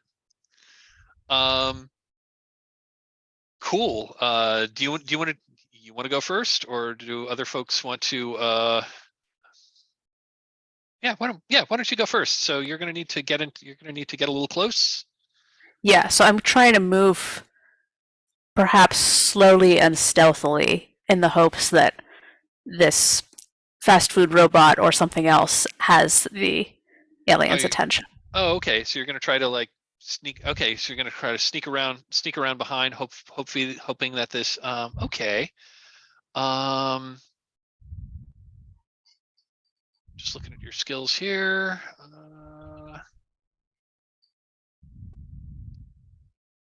I think if you're trying to be clever here, yeah, I think in this case, I think trying to be sneaky here, I think that's going to be an intellect roll. Cool. I don't see any skills that would necessarily come into play unless you want to. I mean, unless you want to make an argument for one.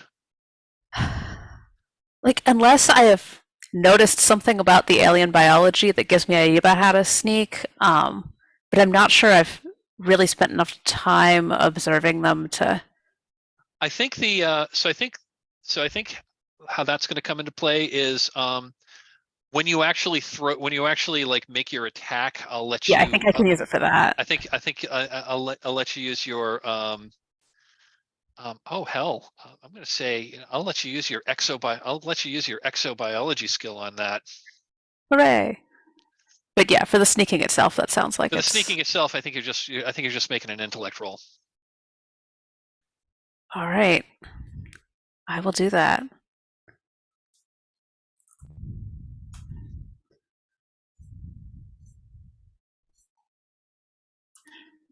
That's a success. Oh, that is a success. Excellent. Yeah, you get. Yeah, they seem. Yeah, these two creatures seem to be pretty fixated on this on the animatronic Ralphie, who's attempting to take their order. Right now, Ralphie is going over the last combo meal options. But yeah, let's go ahead and resolve that attack. They don't seem to see you. All right. So is that a combat roll with exobiology? I'm going to say, yeah, let's make a combat roll, but I'm going to let you use exobiology here because you're using your knowledge here. Excellent. So I'm rolling against 53. Nice. Wow. Okay, that is a hit. And that's going to do 2d10 damage because these things seem to be susceptible to bleach.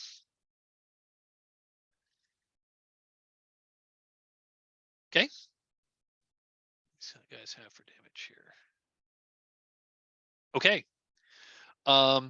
It doesn't take it out, but it's sizzling pretty nicely. Why don't you go ahead and tell us why don't you go ahead and give us that scene? All right. So while the goo monsters are distracted, Olga is just sort of sidled around the outside of the seating area, holding a like 10-gallon stock pot with bleach solution in it. And she just comes up right behind one of these, so close, kind of smell it if she wasn't wearing a hazard suit, and then just in one go, just like upends it over the alien's head. Nice. And this thing sizzles, and the creature makes this like high-pitched, raspy wailing noise, which is horrendously disturbing. It kind of sounds both human and not. I'm going to ask everyone to please make a panic check because this is like one of the most disturbing sounds you've ever heard in your lives. Olga passes. Banks passes. Eddie. Ooh, Eddie did not. Eddie rolled his stress. You have to roll over your stress. We'll resolve that in a moment. Game over, man.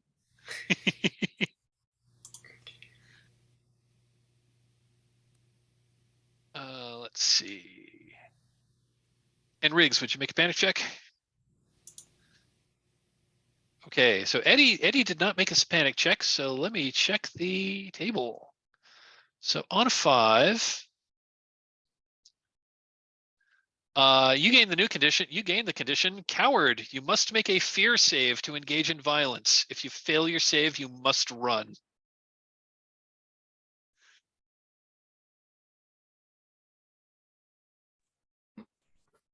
All right. Is that now or? That is now, and that is ongoing until we can get that condition cleared. And that clearing conditions like takes time. If someone has like the psychology skill, they could try to take it, but I don't think anyone does.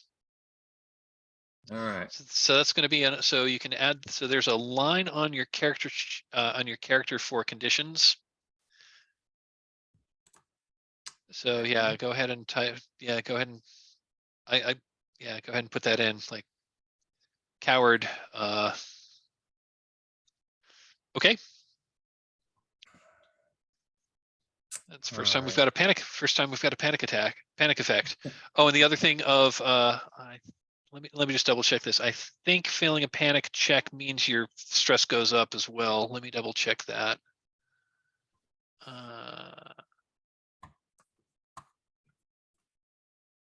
Nope.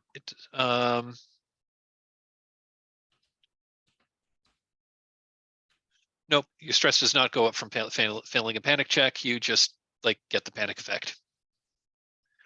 Oh, okay. All right. Do you want me to do that now? Before, because I think he's gonna. The plan was, I think we were all gonna start engaging in violence. So yep. We may as well. Yeah, I think he will. Yeah. Yeah, unless you want to change your plan and do something else. I'm gonna have you. I'm gonna well, let's go to Eddie. What do you do? Yeah. So I think I've got to do this save because he was. I think the plan was to do violence here. So I'll try to make the save. Okay. So I'm rolling under 27, huh? Yeah. Yeah, that's gonna happen. Yeah, I was gonna say that's kind of not. See you later. Peace out. That's kind of not good. Ooh, okay. Oh, and even it's even worse. You rolled doubles, so that's a critical failure.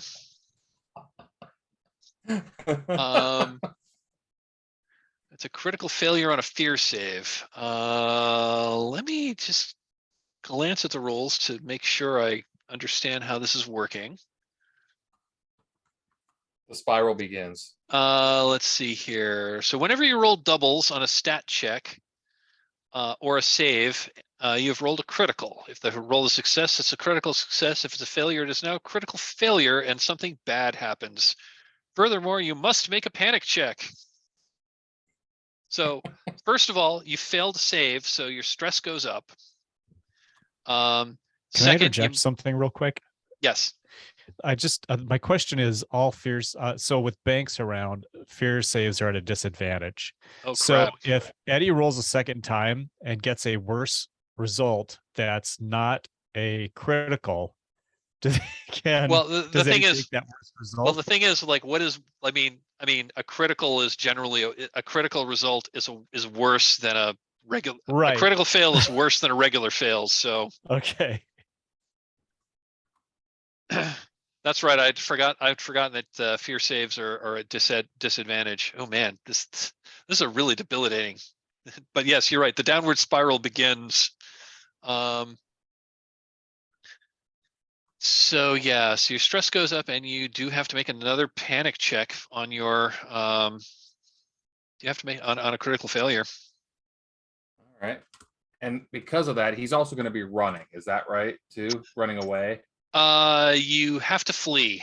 However, you are free to define what flee looks like, and then really the only way out of here is past the aliens. I mean, you could try to run. You could try to like run farther back than like cower in the recesses of the kitchen. So, do we want to narrate that first, or do we want to get this second panic roll out there? Because maybe that if I fail that too, then maybe we could really have some fun. Why don't we do the panic check first, just to see just to see if things are snowballing. They're snowballing. Okay.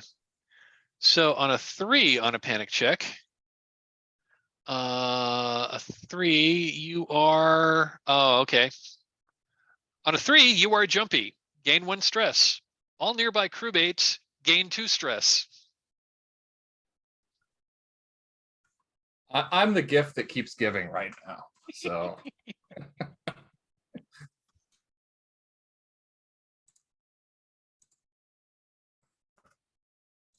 So,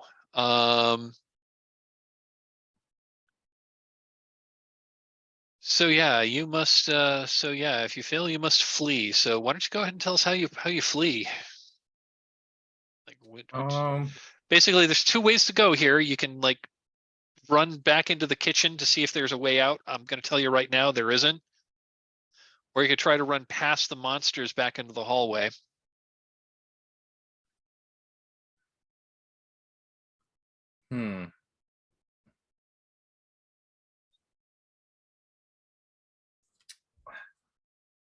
I mean, and when I say past the monsters, I mean like, you know, skirt the wall. I mean, not run straight past them. I mean, you can like try to, basically, you're going to try to get the hell out of this room. yeah, I'm trying to think. I'll just be honest. I kind of want to do that just because of all the bad things that can happen in trying to do that. So yeah, I think he's going to be like, you know, peace out. And he's gonna like, you know, try to. So I kind of imagine like you're right. You're like you have like booths all over the, you know, stuff like he's like jumping over the top of those booths, right, trying to run along the edge to just he's just scrambling to get the heck out of there. So Got it. So I think what's going to happen there is I think one of the monsters, I think you're going to get close enough that one of the monsters is going to try to get an attack on you. excellent. Let's see, what is the combat rating?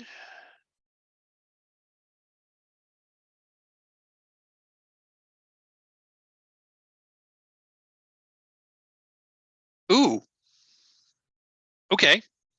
So the monster got a critical failure on trying to attack you as you run by it. And I'm going to say what happens is, as this monster tries to attack you, because it sees you moving, it moves in that direction, and it like wades right through a pool of bleach that's the pool of bleach that's on the floor, and is going to take some damage.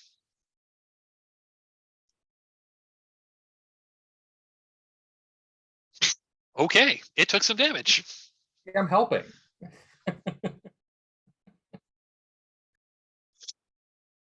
I'm going to say this wasn't the one that got bleached the first time. This is the other one, but both of them are. But yeah, both of these alien creatures are pretty badly damaged, and the rest of you see Eddie like basically like run past this monster, run past the monsters, and he's out the front door.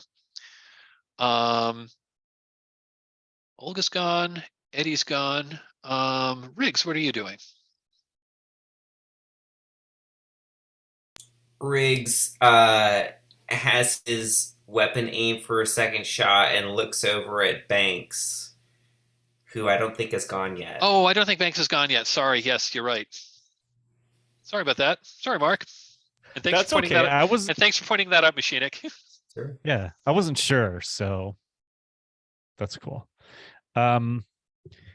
So I think that since Riggs ended up with the submachine gun, then Banks has the smart rifle. So Banks is going to fire at one of the creatures with the smart rifle. Okay. And that's going to be a combat check. So it is a combat check. Combat's 35.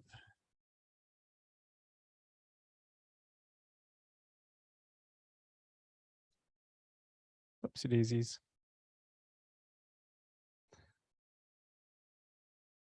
Just short of being able to flex it out.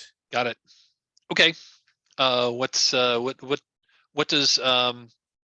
What does an ineffective attack look like? It is so I think that Banks is being very measured and calm with the shots because she doesn't have, any fear reaction. So she's kind of like spacing out these shots really well. But she is able to feel frustration, which is mounting as each consecutive shot goes wide. And one, in fact, she's shooting just as Eddie is running by one of these creatures, and it just misses Eddie's head, and it whizzes past him out into the hallway. Okay. And Riggs, and then we'll have a new round. Oh, I should say, and Riggs, and then the monsters will be up, and then the monsters will be up to you guys. Yeah, Riggs is gonna take a second shot. Okay. At the monster who was not bleached. Okay. If any, yeah. So, all right.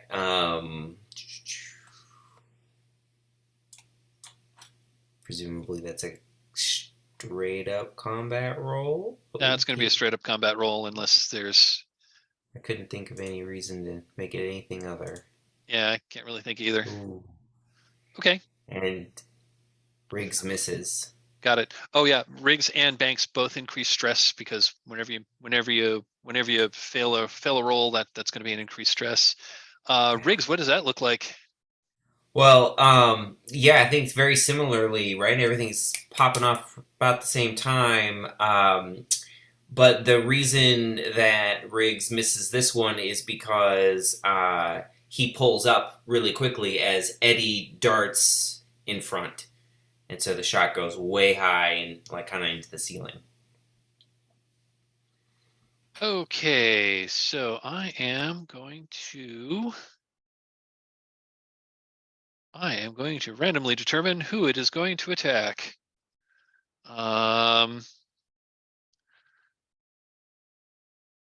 We'll say 1 is Riggs, 2 is Banks, 3 is Olga, and 4 is and 4 is Freddie. Freddie, Eddie, what was the name? Ralphie. Sorry, couldn't think of the name of the mascot. Okay, it's this one is attacking Riggs.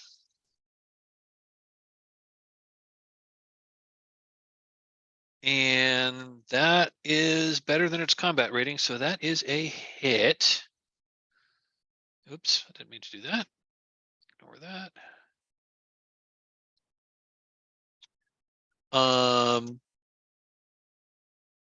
So it like lashes out with its it lashes out with its like goo covered arm with its chitinous claws, and it slashes you for 4 damage.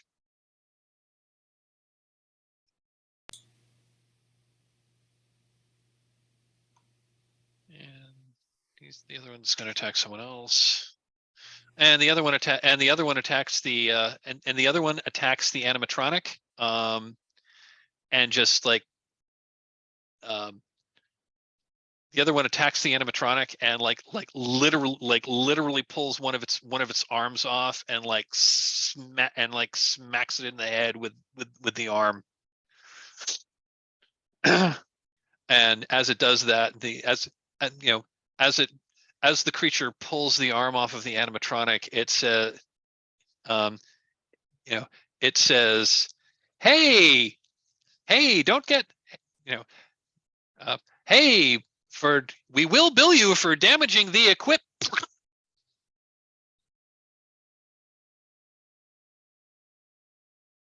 And I guess it is now a new round. So Eddie, you're in the hallway. There's the sound of gunfire. There's the sound of gun. There's I'm gonna change the position. I'm gonna change the position there. It looks like at this now that you're out. Yeah, I mean there's like blast debris from the oxygen tank explosion. There's a couple of Black Shield agents that are now those 2 Black Shield agents seems to have fallen back, and they are now basically they're now like taking cover on the they're taking cover from the station personnel. And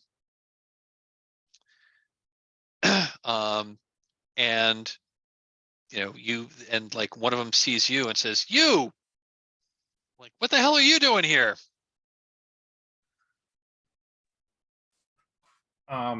Okay, so yeah, so I like the visual of like he scrambles over those booths and everything, and then he just kind of like flings himself out through kind of the busted out door. So he just skids out into he just kind of skids out into the hallway up against the other side of it, and all of a sudden they're there and they're looking at each other, and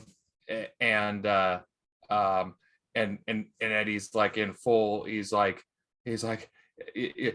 game over, man, you help in here, and he's just like freaking out on him, right? Okay.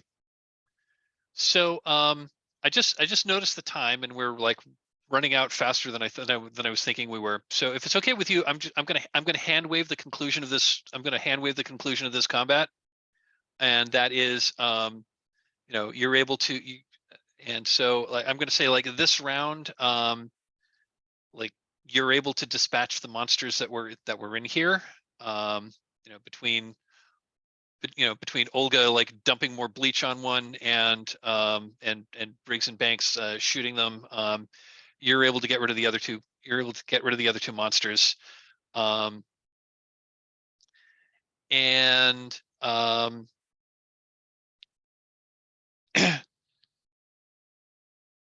I'm going to say that the Black Shield agents start falling.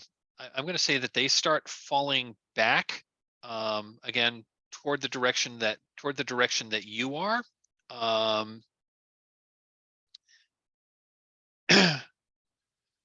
Are you going to try to stop them? You're going to try to entreat with them? It looks like they're basically it looks like the station security seems to have gotten the upper hand here, and they may be following up. Are you doing anything with the Black Shield agents, or are you just going to let them? Are you going to let them go? Is there any part of their body that's susceptible to getting hit with trank right now? I mean, they're armored, but you could certainly try. So we'd have to get past the armor. Yeah, it's going to be hard. It's going to be hard to get past the. Basically, you're going to need You're going to need to get a critical hit in order to get one of them. Just because, in order to get through armor, you have to get past armor, and a trank gun only does 1 damage.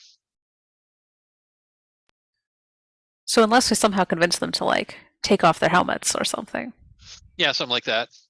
Or if you can, try to convince them that,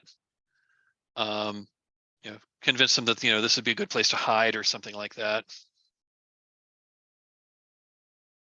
But yeah, it looks like they are doing a. Looks like they're trying to do a tactical withdrawal. It looks like they were going to try to do it down the corridor to the atrium, but doesn't look like they think they're going to get that far. So they're looking for a better defensive position.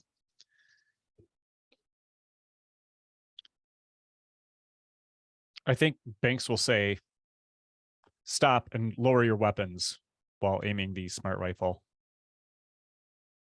Okay.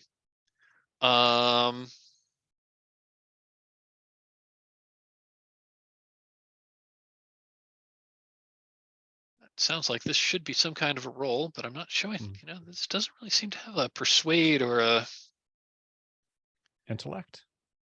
Yeah, I think that's going to be. Yeah, I think that's going to be an intellect, and just a straight up intellect roll. To try to convince them to stand down, especially since they're now between 2 groups of armed people that seem to wish to do them harm. Okay, here goes. Nice. They surrender. at that point, the station security comes around the corner, and they say that you and Riggs have the Black Shield people on, like you're holding them at gunpoint, and they are now surrendering. Looks like, at least for here, the tide has turned. So the station security come up to you, and they start securing these two Black Shield soldiers, and they look to you and like, oh, good job. Oh, not bad for civilians. Good. That's really good job. I'm sure Administrator. God, I'm blanking on her name. Yeah, Administrator McLean will. I'm sure Administrator McLean will be very happy to hear that of your assistance. So, are you telling them of the other threat on this station? I think Olga say, "Oh, I would like to have some words with Administrator McLean about the kind of reckless materials that she allows to be brought aboard this station."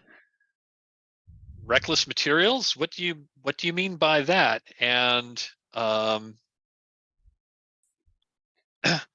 at that, one of the other ones says, "Sir, what the hell is?" And at that, a like also coming from around the corner is a goo creature that's partially dressed in like pieces of a Black Shield mercenary's armor, and it's like they don't exactly shamble. They kind of move quickly, and I'm going to say that the just for cinematic and to like move things forward, the station security like quickly turn and like unload a whole lot of gunfire on this thing and take it out. What the hell was that? Lab 7.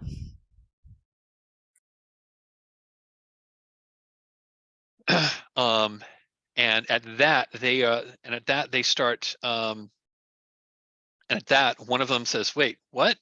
Hold on a sec," and like pulls his own comm. Said like, "Wait, what's going on at the atrium? Oh God, we'll be right there. Looks like there's more of those that are attacking people in the atrium."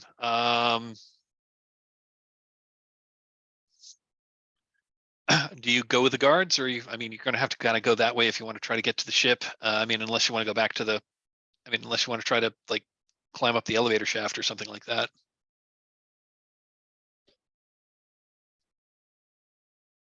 So basically, I think we're going to have time for one more scene, and I'm going to leave it up to you. There's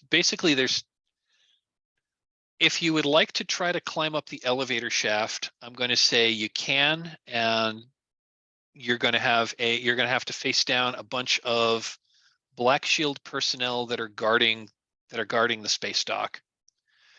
If you want to go with the station personnel, there's going to be a big scene against a bunch of the monsters in the atrium. So I guess the question is like, which of those scenes sound good to you?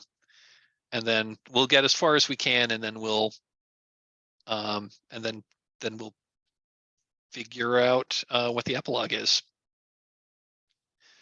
Anyone have any thoughts?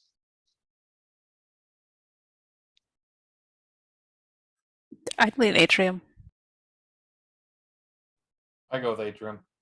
Okay. That's good. More places for me to run. So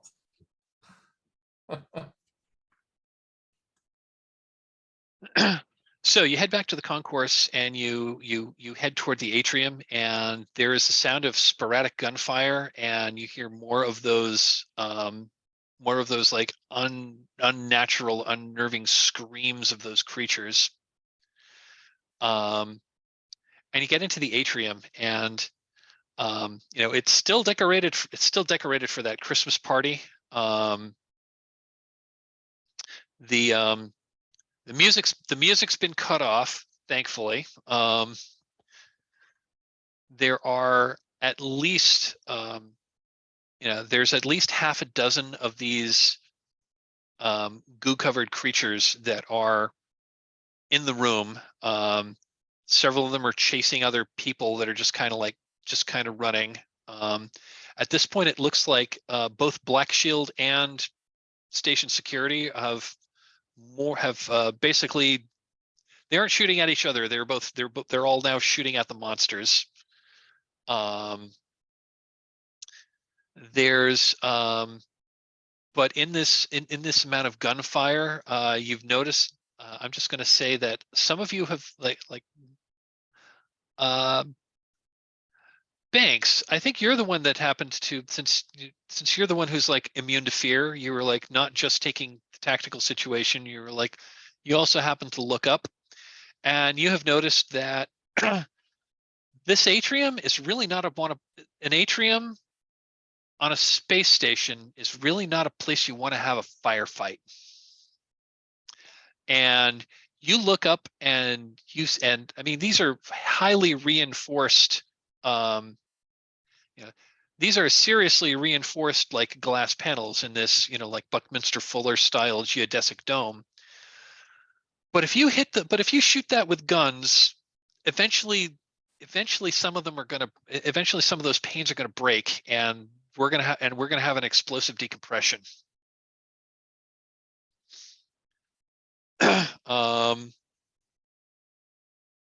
So I'm going to ask each of you, what do you want to do? So again, it's the party. It's the setting of the party as I described earlier. But at this point, there's there's a few dozen people that are basically like terrified people that are running around being chased by maybe a half a dozen of these alien goo monsters.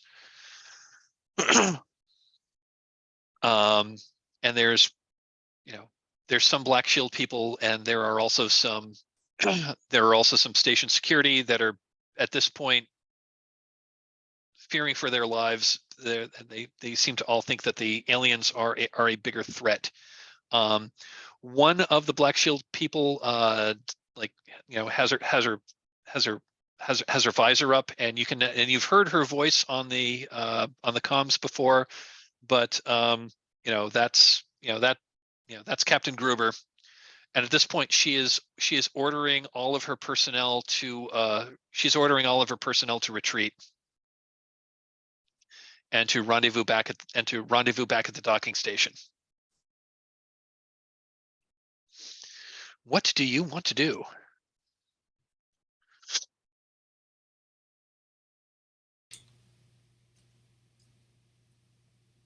I know what Riggs would like to do, but I feel like, I don't know, there's some kind of maybe permission or something that should be asked.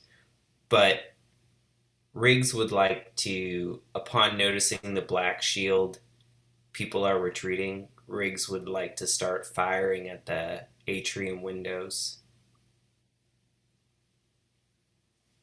Okay. I'll go around. Is going out with a blaze of glory is something you're all interested in doing, or are you going to try to stop Riggs? Or Olga, what do you want to do?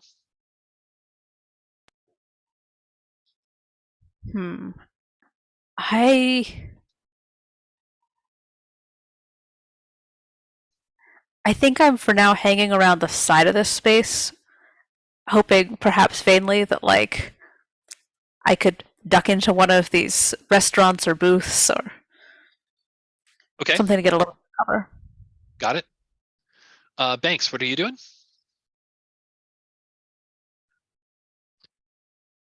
So I think Banks looks over sees Riggs eyeing the glass of the atrium, sees Olga looking for a place to go, and Banks is trying to determine if she and the crew can get into a hallway where they can shut a blast door, while still leaving the Black Shield folks out there. I mean, I know there are civilians, so she's running through the calculations here of what is the correct course of action, and preparing to find a place where if Riggs starts shooting, that she can try to save as many people as possible. Okay. And Eddie, what are you doing? I think when we get back to the atrium and the scene, all the kind of chaos and everything, I don't think Eddie's paying much attention to what anyone else is doing. I think he's just kind of skirting along the out. I think he's trying to get back to the ship, our ship, right? Okay. He's just kind of like, come on, Cat, man, we're done with this. We're done, Cat. And so he's just trying to like noodle his way through the along the edges towards the dock, because he's kind of done with it. Okay. Awesome. So I think one other thing. So I think the other element of chaos that I'm going to see that I'm going to add is you hear.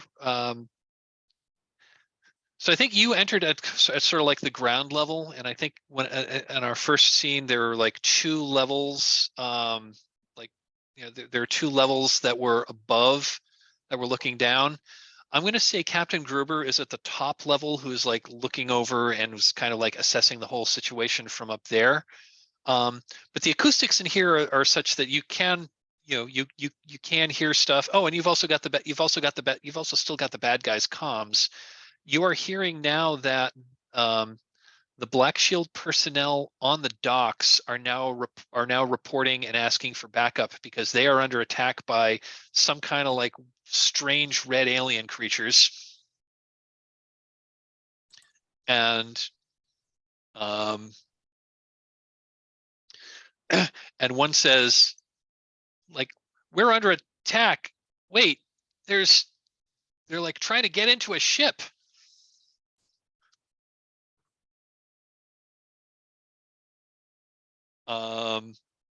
So I'm going to say again, we're almost at time here. So Banks, you make some calculations, and you do find an area that you can like shut. You can shut the airlock door.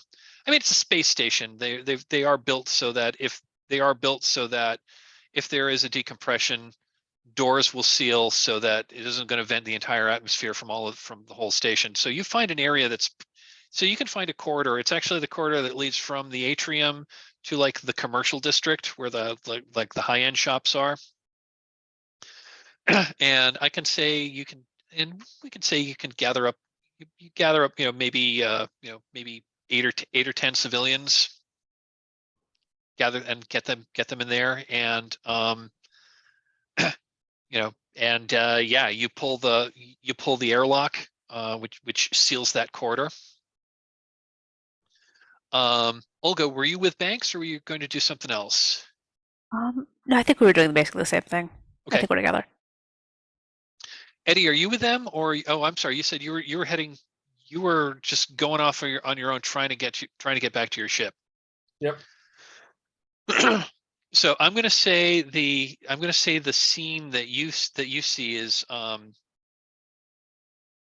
you're basically kind of following some of the station security who are like going in to try to basically take back they're going to basically try to secure the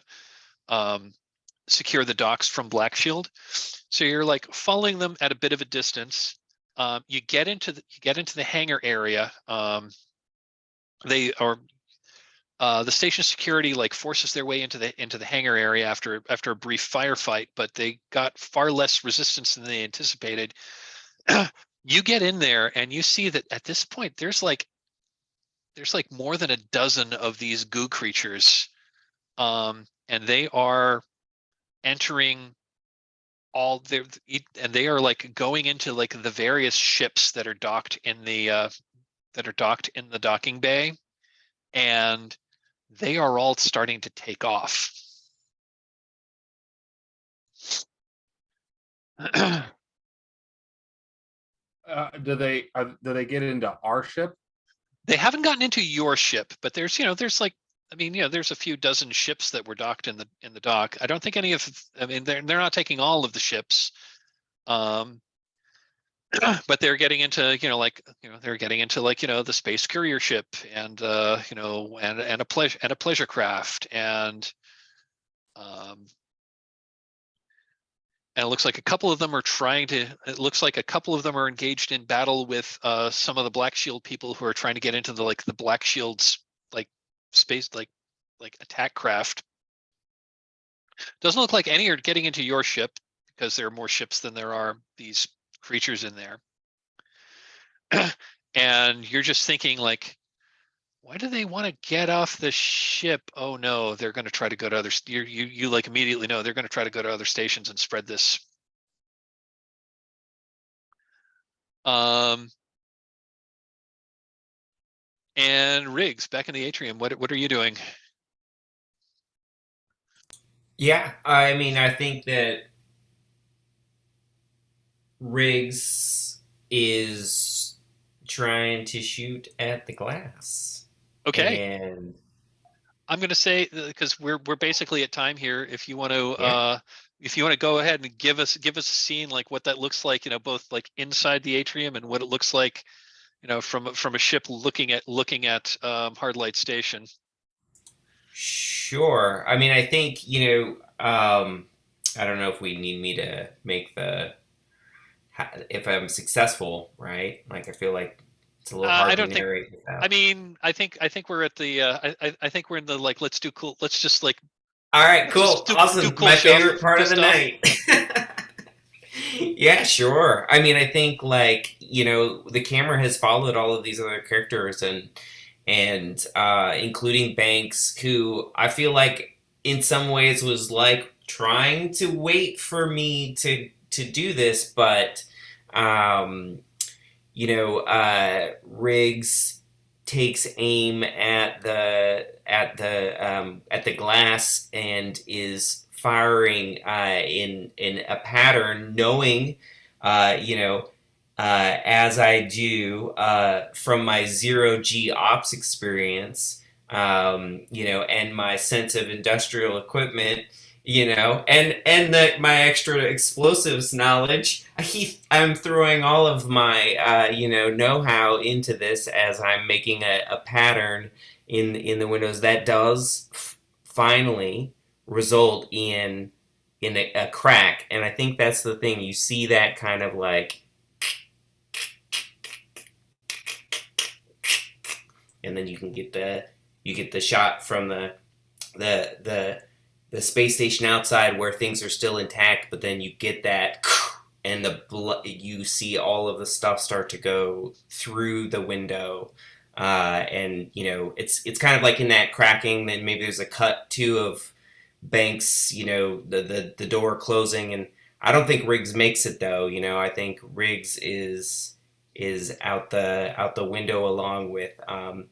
That would put Gruber out the window. I feel like there's probably some kind of bad yippee-ki-yay mothershipper thing that you could throw in there, but I just can't say it other than to say that it could have been said. But I think that's the shot that you might see. Got it. Yeah, I was thinking that like Gruber's there, like she's frantically like barking orders into this, and then she hears the gunfire, and she like looks up. She sees what you're doing.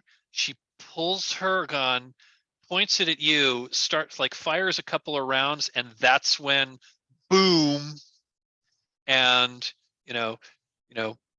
we see a slow-mo of her like being blasted out into space. But yeah, unfortunately, I think Riggs also is going to get blasted, and like several of the Absolutely. monsters, and several of the like basically everything that was in the atrium is going to get blasted out into space. There's this big explosion that we see from outside, as the ship, as the station like lurches.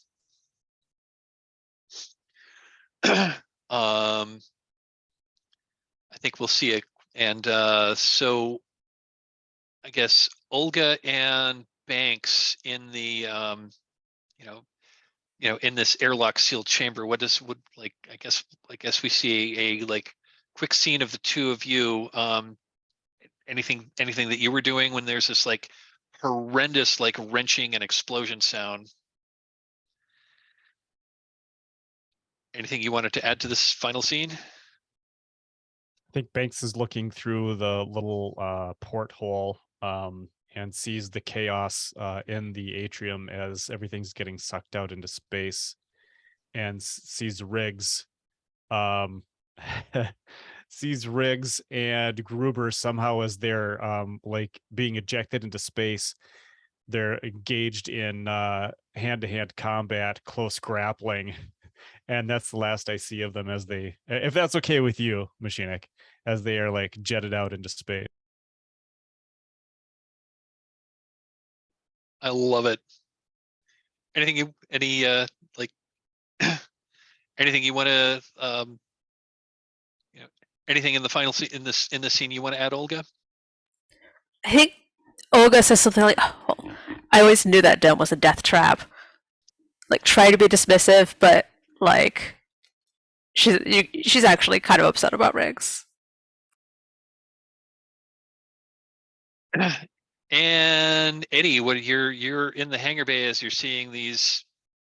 I mean, there's this lurch, and there's like some stuff, like stuff falls, and maybe there's like a gantry arm that like lands on one of the like falls down onto one of these ships before like on one of the ships before the goo creatures can take off. What are you gonna? Is there anything you're gonna try to do here? Like try to like get to your ship and try to like fly off by yourself? I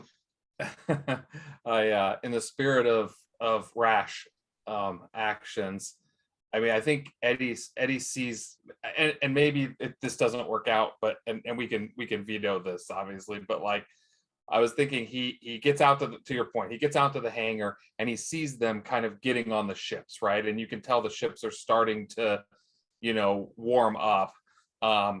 And Eddie, he knows what's going to happen, right? Like if these guys leave, it's all over.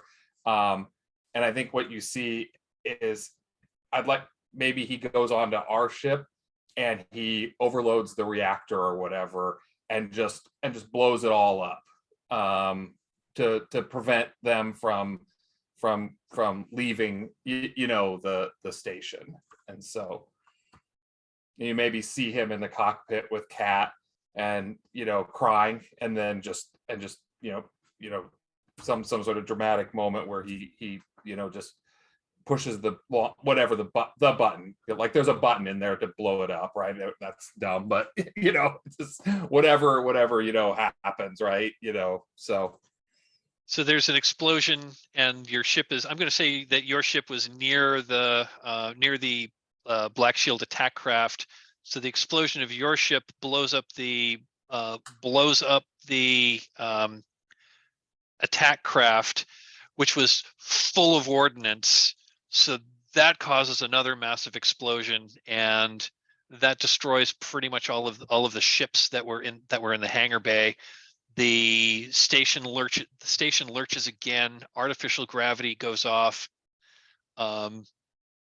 Artificial gravity, like the artificial gravity, like cuts out. And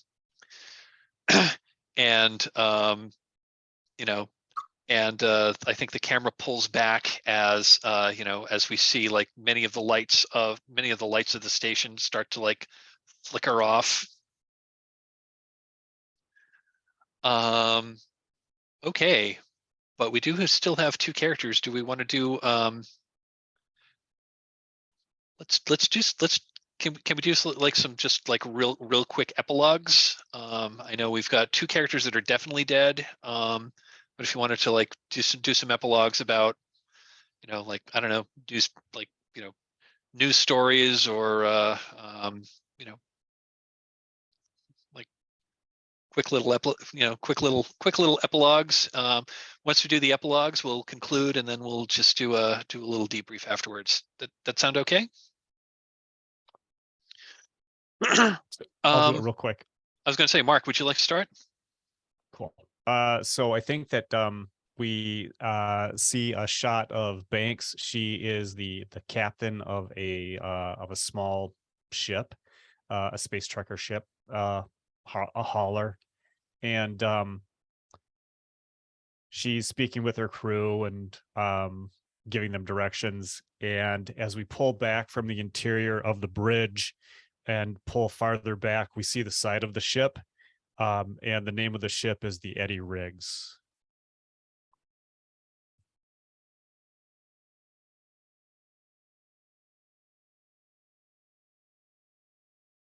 Anyone else have an idea for a quick for a little epilogue? I'm happy to call on someone if no one. I think we see Olga at her console in a tiny tent-sized research station on the sub-ice planet, and she's taking a call from Banks, who's trying to invite her to come to a party. And Olga's like, no, I don't think so. I think I'm just gonna spend Christmas on Titan this year. I love it.